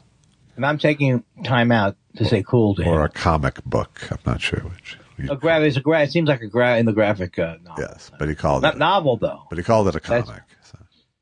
Right, and that's a misnomer. I just wanted to say misnomer at one point. All right. Yeah. Jason. That was, see what I did. Is that someone who is misnomer? That was misnomer saying, yes. Yeah, misnomer. What's the coffee of the... what's the soup of the day? Earl Grey. Jason, God damn it, Zuzu, pardon. So, by the way, I saw Albert Brooks on An Odd Couple. It was so good. Yeah. He played like a guy who wanted to contract Felix to come up to where he was in this lodge and shoot these hot babes. Well, he wasn't calling them hot babes, but it was really funny. Jason, goddamn it, Zuzu, pardon, says, hey, what gives? I thought we weren't doing questions last week. That's what I get for trying to leave Twitter, I guess. Anyway, Jelvis, you should totally watch Harvey. Is it a masterful film? No. Is it good? Yes. Spike, hi. Okay, I got lost there. You should have read this one too. No, it was your Spike. I gave you that nickname several weeks ago. And, I like that. I mean, it's really taken hold. It's in relation to your blood sugar, and Jason grabbed hold of it. So, well, thank you, Jason. So he's saying, Spike, hi. That's how he did it. Well, and hi to you too. And by the way, I just got an award from the American Medical Association, the most steady, regulated reading. Okay. Oh my God, I think I'm having a heart attack. Is that a good way to cover up bad comedy? You just had an A1 seizure. A1C going down, down, down. Mike Parrish says, I saw a commercial for an electric razor that included the quote, I'm not going to the barber to remove my back hair. Could you imagine? It's a guy's turn to sit in the chair, so he rips off his shirt and points to his back. He should at least have to sweep up after. Well, Mike, let me tell you something. Your meat is another man's hairy poison. I'll stick with that answer, even though it's nonsensical. Yeah. But I like the razor on a stick to get that fun back hair off. I have to tell you, anytime I've been to I haven't been there, but to the haircut place. When he does that thing, two things I love. When he uses the what's it called? The trimmer. The back. The trimmer. Oh, it feels so good. Yeah. And then what's the other thing he does that's good? When he goes down your back with it? Yes. Because in a certain sense, Josh, even though I have a beautiful back and just the right amount of hair, not so where it's creepy, I have some unsightly hair a little bit as you go back down the back. I find you to be Robin Williams-esque. Every time I hear Robin Williams, I feel sad that he died. Yeah. And then I feel like, well, he died. And so your bits about him are going to be less and less effective. Yeah, no one wants to laugh at his death. Which is unfortunate because he's a comic. He should at least have that option. But he should have had 5 minutes on it. Exactly. Tweet Bahar is back. Tweet, boom, beep, beep. Josh, serious post. Whew. Harvey. I think I really touched the nerve with not seeing Harvey. I felt like just me admitting that was a big move. Harvey has life-changing wisdom in it. Paraphrase. My mother told me I could go through life as so smart or so pleasant, and I was also smart. I recommend pleasant. This is important for guys like us. So I think he's right. It's better to be nice than smart. Is the message of the movie? I think what Tweet Bahar is trying to say, and it's very hard for me because I was in summer camp. I starred as Elwood P. Dowd in a summer camp version of Harvey. Dowd's my name, Elwood P. I could be mixing it up with Arsenic and Old Lace. But no, it's a very clever movie. It is a very, very clever movie. And it might even hold up completely. I'm going to watch it. It's not like Arsenic and Old Lace, which is also good, but a little too cutesy. Arsenic and Old Lace is there's a bunch of movies that feel like that were plays that take place in a big house. Yes, exactly. You Can't Take It With You is the same sort of structure. And yeah. This lady I went out with, Amy, in college, she did one of these plays where she does the whole play and at the end she comes out as another character, like the second character. And it's such a great reveal. Yeah. At the Cider Mill Playhouse, if anyone was there. And she goes, well, maybe you think it's like one of those things where, well, how about now? I can't do voices. How about now? Sort of like, she's British, and now she's like, a third Jew says, is that new or he's been around? Been around. A third Jew says, Eddie Murphy might not have been the best stand-up ever, but was he the biggest? Was Steve Martin? Does their hugeness make up for career brevity? Eddie's stuff seems not to have aged that well. Do you think Martin and Pryor's has? Enjoy some coffee. There's a lot of stuff he's bringing up here, third Jew. Well, I think Eddie Murphy was not the biggest, no. Steve Martin was bigger than Eddie Murphy. Steve Martin was the first rock star comic, really. Yeah. And I think, Eddie Murphy's stuff probably doesn't hold up today because there's not a shortage of homophobia in it, I would say. And right. That's what I recall. There's probably more troubling things. There's some classic bits in it. I think if you watched any of his, I think 3 specials he did, if you include Raw as one of them, they're still funny. I think Steve Martin was 100% of the moment. When he was at his height, it was absolutely meta commentary on who people were in the mid 70s to the late 70s, So it doesn't hold up for the most part. There's funny stuff there, and he does funny stuff, but the overall, the overall thing. And I've talked to guys I know who are in their 30s, and it's just like it's not funny to them, That's so funny. Steve Martin is funny, but his stand-up was like really short shelf life, I would say. That's true. And Pryor, of course. And Pryor holds up, I think, across eternally because there's so much humanity in everything he does that part's always going to be there. Yeah, I think that I can't add. I'm a total stan for Richie Pryor.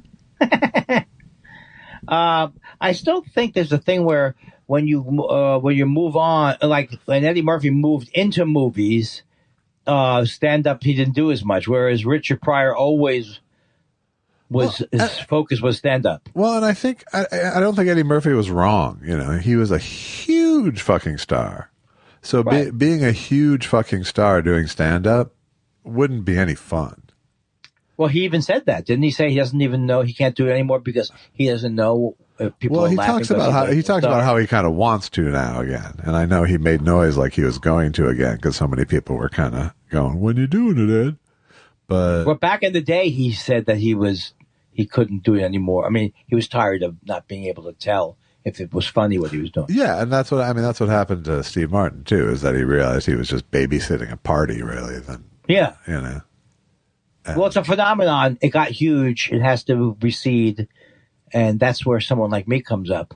I don't have a character that's recognized that I have to worry about people, being disappointed. You are short of the tipping point still, I would say. Seth Dick says, is it spicy? All right.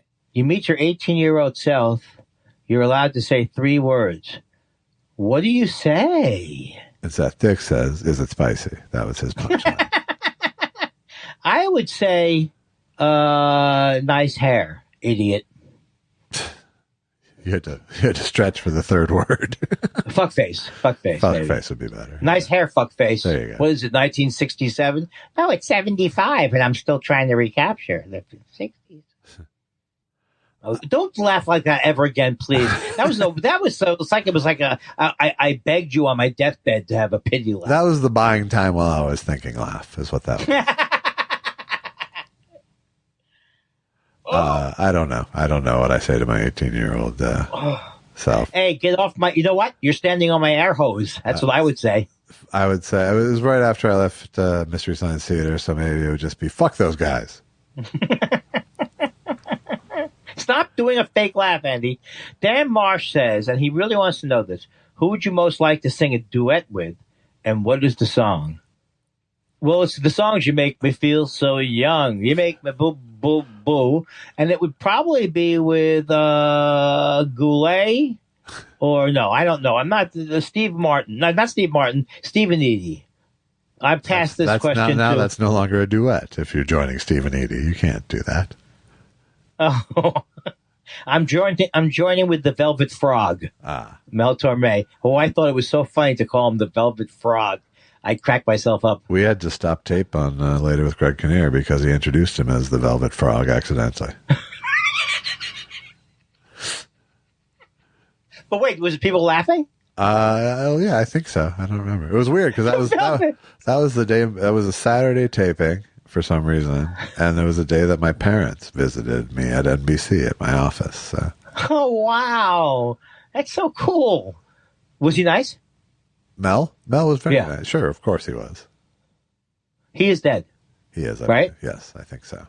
My father could make a meal out of telling you why Mel Torme was probably even better than underrated, most underrated singer. He was better than Frank. Everybody. My dad got into these things like Gig Young, who was an amazing actor because he disappeared into every role. And from show business. Well, Gig Young was like a running joke in my family. We mocked my father for saying these for some of his acting theories. Benson Fong was the running joke actor in our family. My dad's running joke actor. I don't know who that is. It from the show Benson? No. He was a Chinese actor who was he played like Charlie Chan's number 1 son in movies, and it was just sort of there was Benson Fong and Uncle Tanoose were 2 of my dad's favorite pop culture references. What is that? Has Christopher Citro written in it all? Yeah. What did he have to say? All right. Because you're afraid of a paragraph question, aren't you? I missed something. Christopher Citro has a picture of a poinsettia. When the glitter-painted poinsettias, alive, not plastic, hit the stores, the phrase gilding the lily comes to mind. And I start counting the days till December 26th. Outside of cliches, what do you anticipate with foreboding once the turkeys fade and the tinsel kicks in? This one's easy for me. I finally have an answer to something.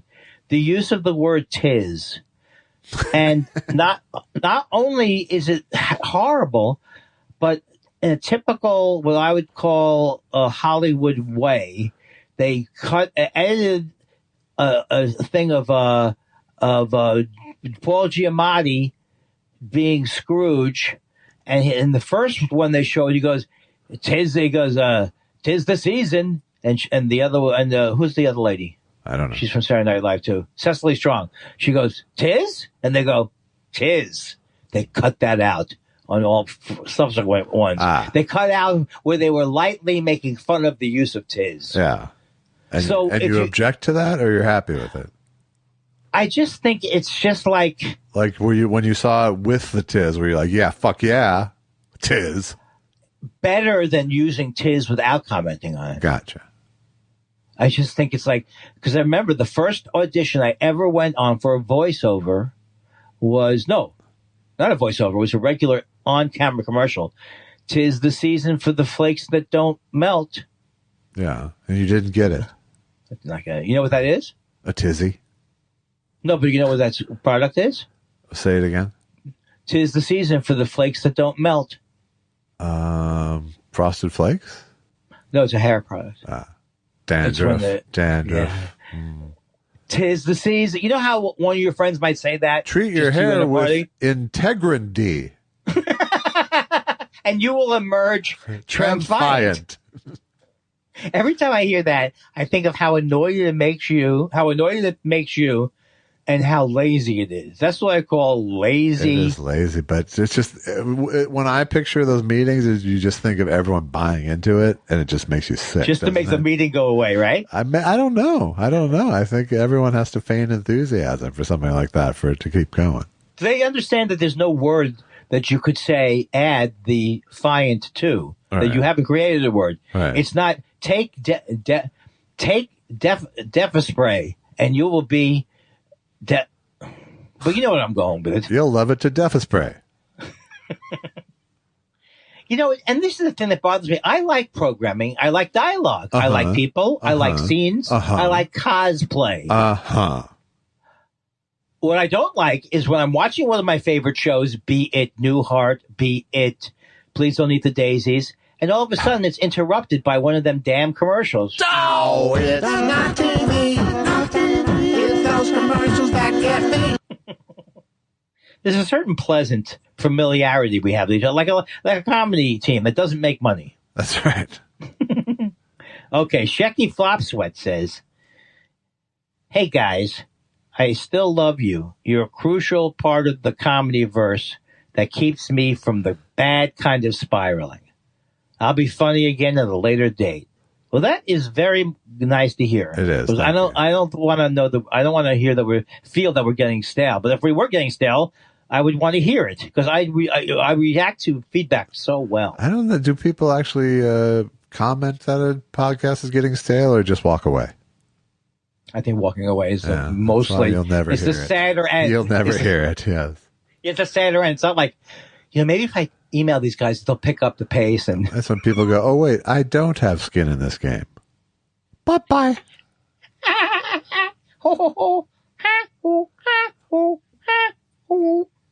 Dana Schwartz. Dana. It's been a while. Dana Schwartz, it's good to see you, buddy.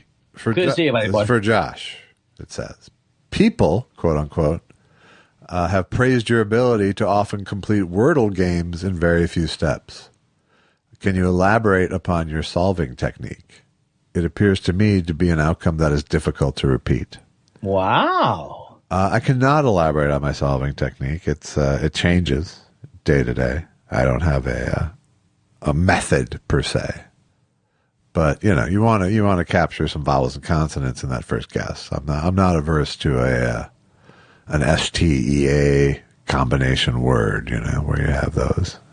Wow. Well, maybe you're just a genius. Did you ever think of that? I'm a cookie of some variety. You're a smart cookie. It might be a smart cookie. But. Yeah.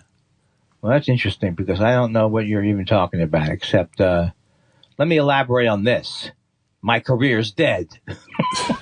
BD West says, Andy, a few months after the Mets and Jets elated New York City crowned another champion. Did Walt Clyde Frazier and the Knickerbockers captivate you as well? I'm sorry if I've never made it clear that it was all three of those teams. Maybe I concentrated too much on the Mets and the Jets, but it was absolutely, it's burned into my psyche that the Knicks were part of the same run. And then the Knicks won the championship again a couple of years later. So it was a golden age of sports teams that I loved doing well. Willis Reed, Walt Frazier, Earl of Pearl Monroe, Phil Jackson, etc. Phil Jackson, Dave DeBuscher, Dollar Bill Bradley. Yes. Was he Dollar Bill Bradley? They only called him that when his deal was first announced, because at the time it was a huge deal, and I think it was like over $40,000. He was also a Rhodes Scholar. Yes. So he was delaying his thing. It was like a big thing. It was like everything that I as a kid was going, how come I can't be Bill Bradley with a corner shot and a Rhodes Scholar? Did he turn his salary into some kind of long-term annuity structure or something? I thought he would have been a pretty good president, Bill Bradley. Eastside 76 says, I'm not white, and I heard tell of jokes, he says, within pop culture and wonder if you can help. 1, there once was a man from Nantucket. 2, the spelling of Mississippi. Is the joke the mere utterance? Hasta linguini, y'all. Well, in the terms of the man from Nantucket is going to do something with fuck it, I think, right? There once was a man from Nantucket whose cock was so long he could suck it. He said with a grin as he wiped off his chin, if my ear was a bing bang, I would fuck it, I think is what he said, is how it goes. I don't know what Josh is doing. But let me say this. I'll go past that to say Mississippi is just that's the way you remember how to spell it. Mississippi. Isn't that what all that's for? It's a mnemonic device? No, I don't know. I don't know what any of that is.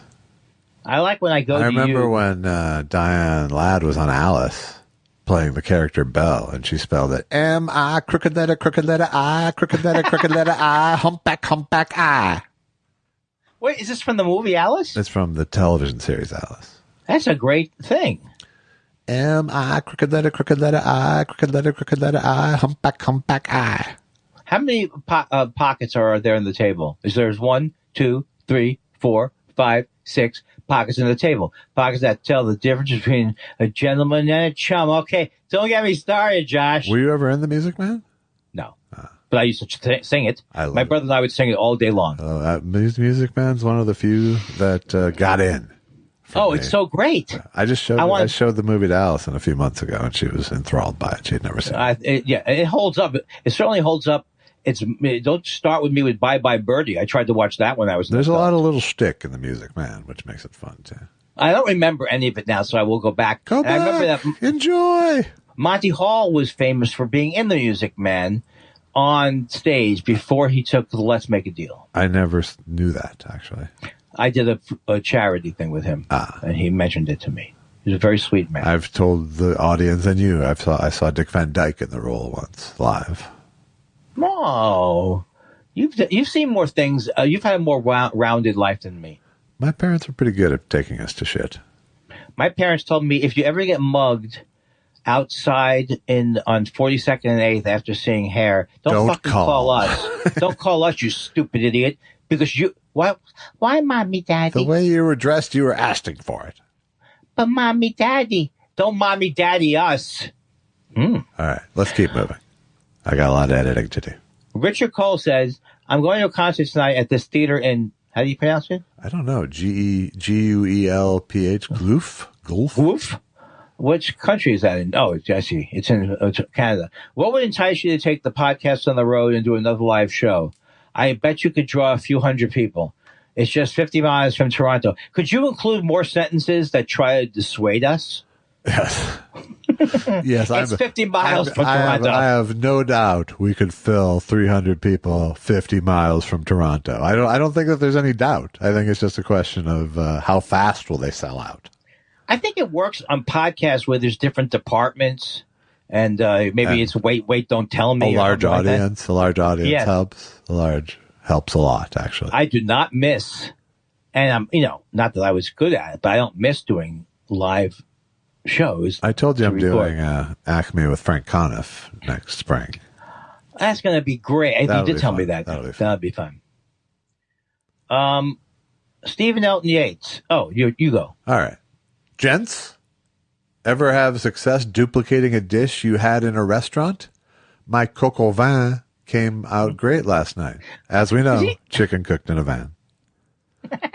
Is he always to me, he's always kind of pulling our leg, like he's wearing some kind of a mascot. I think oddly enough, the last dish, yes, I have had success replicating a dish.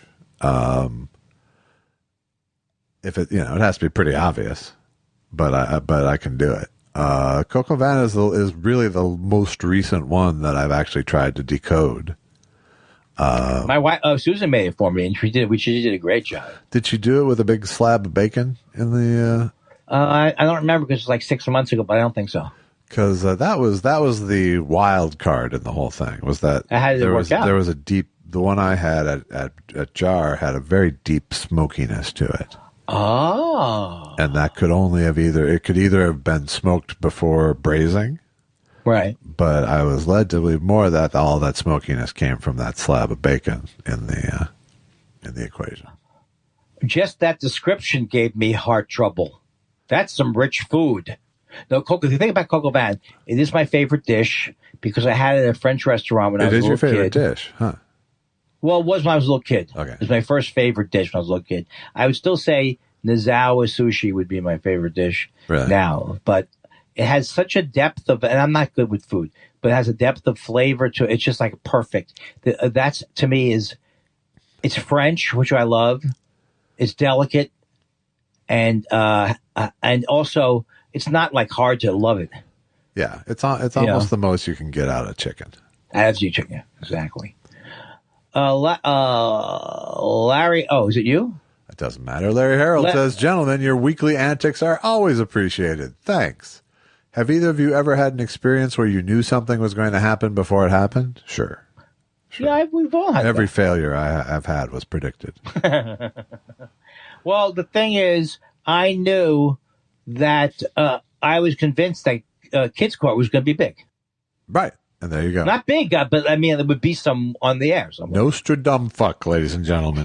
The other thing is, when I worked on America's Funniest Home Videos all those years, it really did give me sort of a sixth sense for how shit goes wrong, because I saw so many examples of things going wrong, and so many, it's like you do start to see what the 10 seconds before something goes wrong looks like too. So I really do have sort of, I can kind of tell, like, when a dog is going to fucking snap, and I can tell, like, when a ladder's going over, and, it's like, there are certain things that are just like, you internalize them almost. When the idea of, like, because my dad and Laddie, who's our dog, couldn't stop biting my father. No. And there was hilarious in and of itself. Was she an ankle biter? What was she biting? Hand? I don't remember the story, but I remember this, and this is a terrible thing to not remember, but I absolutely believed that she had found a home on a farm somewhere. Oh, the farm. Oh, how. But my dad, she came out of nowhere and would bite anything on my dad, kind of out of nowhere. Did anyone actually try to train her? Let's see if there's any more questions. Can you imagine? I just got a sick twinge in my stomach. Allison had one end up at the farm when she was a kid too. And that is just... there was nobody in that house who should have had a dog. I mean, I wanted one. Sure. But I was a little kid. Yeah. But my father and mother were not good. But we were great at raising a cat. Sure. Doesn't take much. Greg Kelly says, since the show, I've seen a lot of James Mason films on TCM, November Star of the Month. And, sir, you just love to act. Any genre, any role, for real. Bravo, sir. Care to comment on the rumor you were offered the Mr. Roper role on Three's Company? Is this really? I mean, I just want to let Greg know that you're just doing an impression. You're not really James Mason. Why would you ruin the theater of the mind like that? I don't even get why did you have to wake up and go, I'm a buzzkill. Good night, everybody. Because I don't get it. I don't have one character that I do that people yell for to do again. I don't understand it. What's so great about James Mason? What happened to Mr. Weinstein? That was a fan favorite. Sir, I admire your ability to be gracious in all circumstances. Even like a cock, you take a fuck face like me and you're nice to me. That's what I love about the British. But yes, the Mr. Roper role was one of my greatest regrets. I passed on it in order to become Laverne's father, and it didn't work out. Okay, James, I think you need some coffee. I need something. I needed it out. Warps Your Head, and finally getting that right makes me feel very good. Warps Your Head says... You skipped Seth Dick III's last entry. Oh, okay. Seth Dick III says, friends, it seems every day we hear someone famous who partied their balls off in the 70s and 80s has died 30 or 40 years later. What can be done? Is there a foundation doing research? How can thought spirals make a difference? Well, that's very funny. And I do want to say it was very sad for me. I didn't tweet about it because I had to tweet about everything. But Christine McVie hit me kind of hard because I love that group so much. And that was a contemporary group of when I was, making the decision to try and be a musician and all that stuff. And I love them. Did you? Do you? Yeah. Yeah, Rumors and the other one. And I love Stevie Nicks too. Yeah, she always seemed like she was sort of laughing at the others to me. That was kind of what I liked about Christine McVie. Even though she was fucking around everywhere and doing her own shit too, but she was not I love the non-drama queen among the drama queens. Well, but Stevie Nicks is, I love you. Don't even start with me. I'm not criticizing Fleetwood Mac. I kind of think they're hilarious in their way, but I also think they're very good.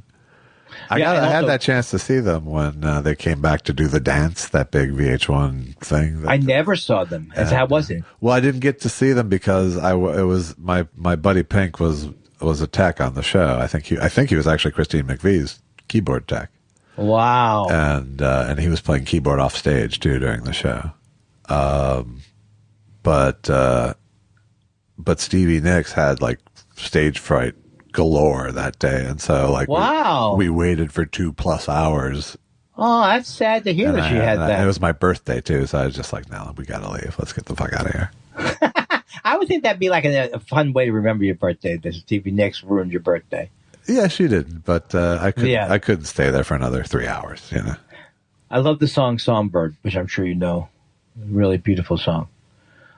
Warpshire, is that good? Yes. And we sat behind, the other memory from that day is we were sitting directly behind the Men Are From Mars, Women Are From Venus guy. John Gray is one of them. Yes. Who was divorced from Barbara DeAngelis, the other relationship expert. She's a terrible, what a terrible, terrible time period in our country that we thought comparing men and women to planets in an incorrect way would catch on. Venus... Right? Women are from Venus because Venus has... There was a lot of help books then. Men Are From Mars, Tuesdays Are From Maury. Warps Your Head says, hi, how do you feel about Manscaped? I love the pun, but the thought of shaving my body seems very unmanly. We get theme week sometimes. I actually shaved my chest before I went on my honeymoon and got sunburned, and the double itch of the burn and hair growing back made me want to tear my skin up. I don't like anything to do with itchiness. Yeah, itchiness is bad. I've never been a big manscaper. I'm not a super hairy dude myself either. So that might be a Jew thing. I'm not sure.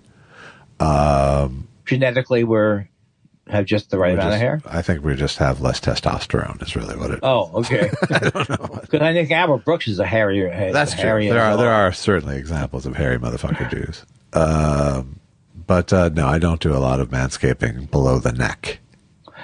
I have a device called the Manscaper. Oh, below the belt, sure. Well, that's a whole different thing. Yes. But I wanted to get something that would get out the ear hair, and they're all basically bogus. The one that Brett Favre used to endorsed. But this one that goes, Manscaped, Hackscaped, your ear will bleed, and that type of thing. Yeah. And nose hair. Oh, it's just the best. John Dunbar says, can Josh share some tales about attending the concert for George? I can. It was 20 years ago this week. Sgt. Pepper taught the band to move. But it was 20 years ago. And it was, I was with I had heard about this show happening. And I was with my manager and told him about it. And my manager was like, oh, I should get so-and-so tickets for that. They love the Beatles. And I went, fuck so-and-so, you should get me tickets for that. And so he did, and he got me tickets through his connection with Don French and Lenny Henry. Don French created Ab Fab and was part of French and Saunders, and Lenny Henry was a big comedy star in Britain too. And it turns out that they were good friends with Olivia Harrison, George's widow. So we got tickets from Olivia Harrison. So we were sitting basically on stage. I had Steve Winwood behind me and Bill Wyman to my right, and it was just fucking crazy. I was looking over Gary Brooker's shoulder at his music stand, basically. Who's Gary Brooker? He was in Procol Harum, the keyboard player. Yeah. And it was like one of those just like, and my manager and his then girlfriend, now wife, came with us too. So we all met there, and it was just one of those like, I can't fucking believe I'm here in these seats, you know. It was like the best. It was like the best fringe benefit of being in show business I could ever possibly have. Yeah, because it worked out to a great experience where you're in great seats. It's not like you're standing backstage or something. Even you're like better seats. And the night before we did go backstage because they had gotten us a box at the Royal Albert Hall with Don and Lenny were there. Don and Lenny gave us their tickets essentially for the George concert, but they had gotten a box for this Jules Holland and Friends show the night before. I love Jules Holland. I do too, and we had a box with this, food and the spread at the Royal Albert Hall, and that was when we got to go backstage, and I got to at least walk out on that stage and look at the room, and so it was just like a great fucking trip, and it was a great fucking amazing show, Yeah, I can imagine. And then the fun part is now we're in the movie a bunch of times, so. Oh, so should I look for you in the movie? Sure. So should I look for you? Yes, you should. Oh, wow. So those are my tales. That story. I can't top it. Why would I top it? Stupid. Not you. Me, stupid. Not you. Thank you. Me, I'm stupid. Thank you. Why don't you answer the last letter? I'll read it then. Okay. And then we can both answer it. How about that? Tim, I like when you come up. I like the way you think. Tim Jackson says, I'm working on the script for the J. Elvis Weinstein biopic. Oh, fantastic. Quick question. Were Josh and Paul Feig bandmates before they were colleagues on Freaks or vice versa? I need to know if the rehearsal montage comes before all the night writing montage. Yes, we were bandmates before Freaks and Geeks. And in fact, I had hired Paul for another show as a writer, this show called Fast Food Films that I co-created before Freaks and Geeks. But no, Paul was literally, I met the day I came to Los Angeles, because he and Jeff Cesario, who was my host when I came out here, were great buddies and both had the same manager who ended up being Paul's current wife. But at the time they were manager-client, very secret about dating. So yeah, Paul was like my buddy. We'd go to lunch sometimes twice a week. We shot pool during the day, and then but this is when neither of us, we were both working sporadically or not at all. And he was an actor, and a great stand-up too. And a great stand-up. And but we were never buddies when he was a stand-up. No, I that's because I met him at the Variety Arts Center. Yeah. He's one, and not to take over the story, but he is like probably one of the greatest people. He was so, I love him. I think he's hilarious. And he was always very sincerely encouraging to me. Oh, good. And me too. And no, so we were actually getting ready to record Allison's album, 1,000 Ways to Fall, which you've heard much of on this show. And Paul was basically doing the pilot right at that point. So That's so He ended up only amazing. playing on 2 of the tracks on the album, in fact. This is like an amazing, when you think about it. I mean, not even when you think about it. I wish I had been part of this scene. And of course, I was a peripheral member of a scene, and being in the scene is never as good as. Well, there was 2 bands too. There was the cover band that we first were in with me and Gruber and Paul and 3 other dudes or 2 other. Oh, dudes. you played out a fair amount, right? Yeah, we played at this bar called the Butcher's Arms in Burbank. We'd do it 2 nights. We'd do a weekend once a month. Stop bragging. And then Stop name dropping. And then Allison started hanging out at those shows because we were working together, but not during that time was when we started dating. And she had her record deal was just falling apart then, basically. So her band, Maggie's Farm, fell apart, and the Butcher's Arms closed, and so we merged bands basically, where it became Gruber and Feig and Allison and I. Wow, this is a good backgrounder, as we say in the business. And that's the J. Elvis biopic primer. Wow, this is something I learned. I didn't think there would ever be. That's why you keep doing a show like this, Josh. You do it because of the dreams. If you'd like to, you do it because a man has a dream. If you'd like to nap along with us and reward us for such a nap, for such a good deep sleep, go to buymeacoffee.com/thoughtspiral. I may not get there to you. I may not. I'm doing a Martin Luther King thing. I may not get there with you. Every time I go, he goes, ooh. I'm very happy